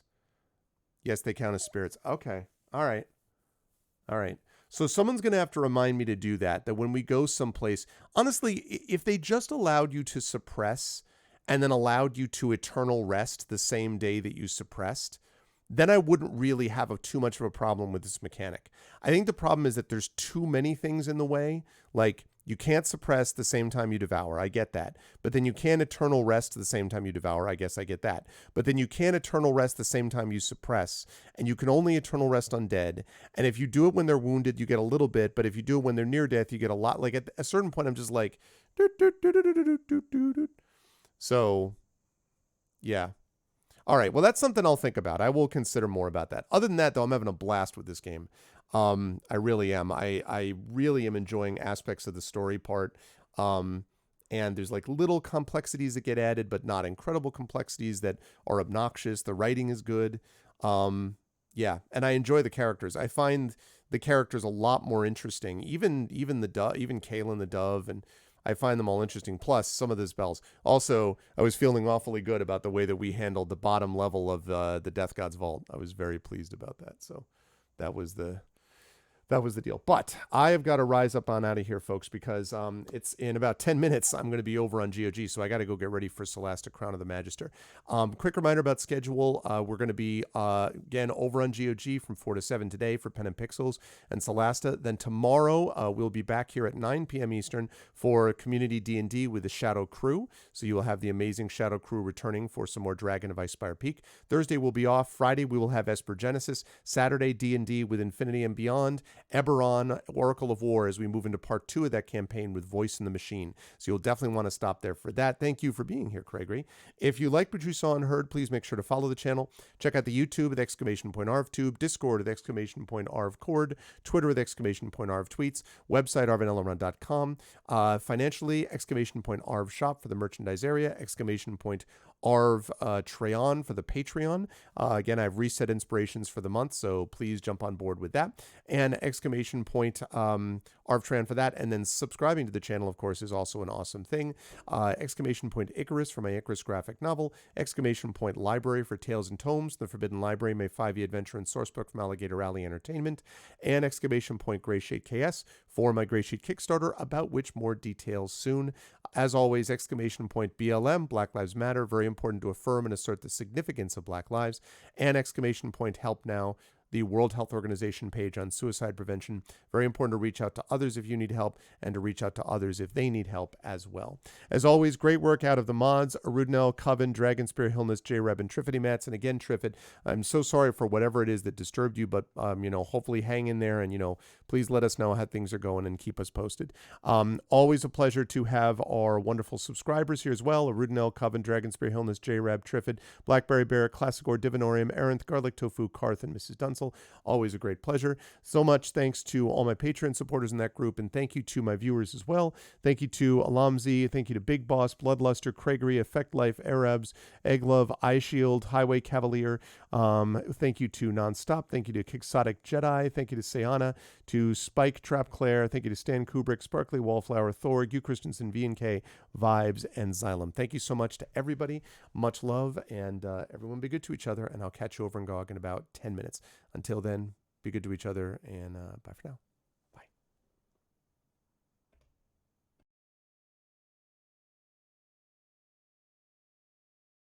Bye.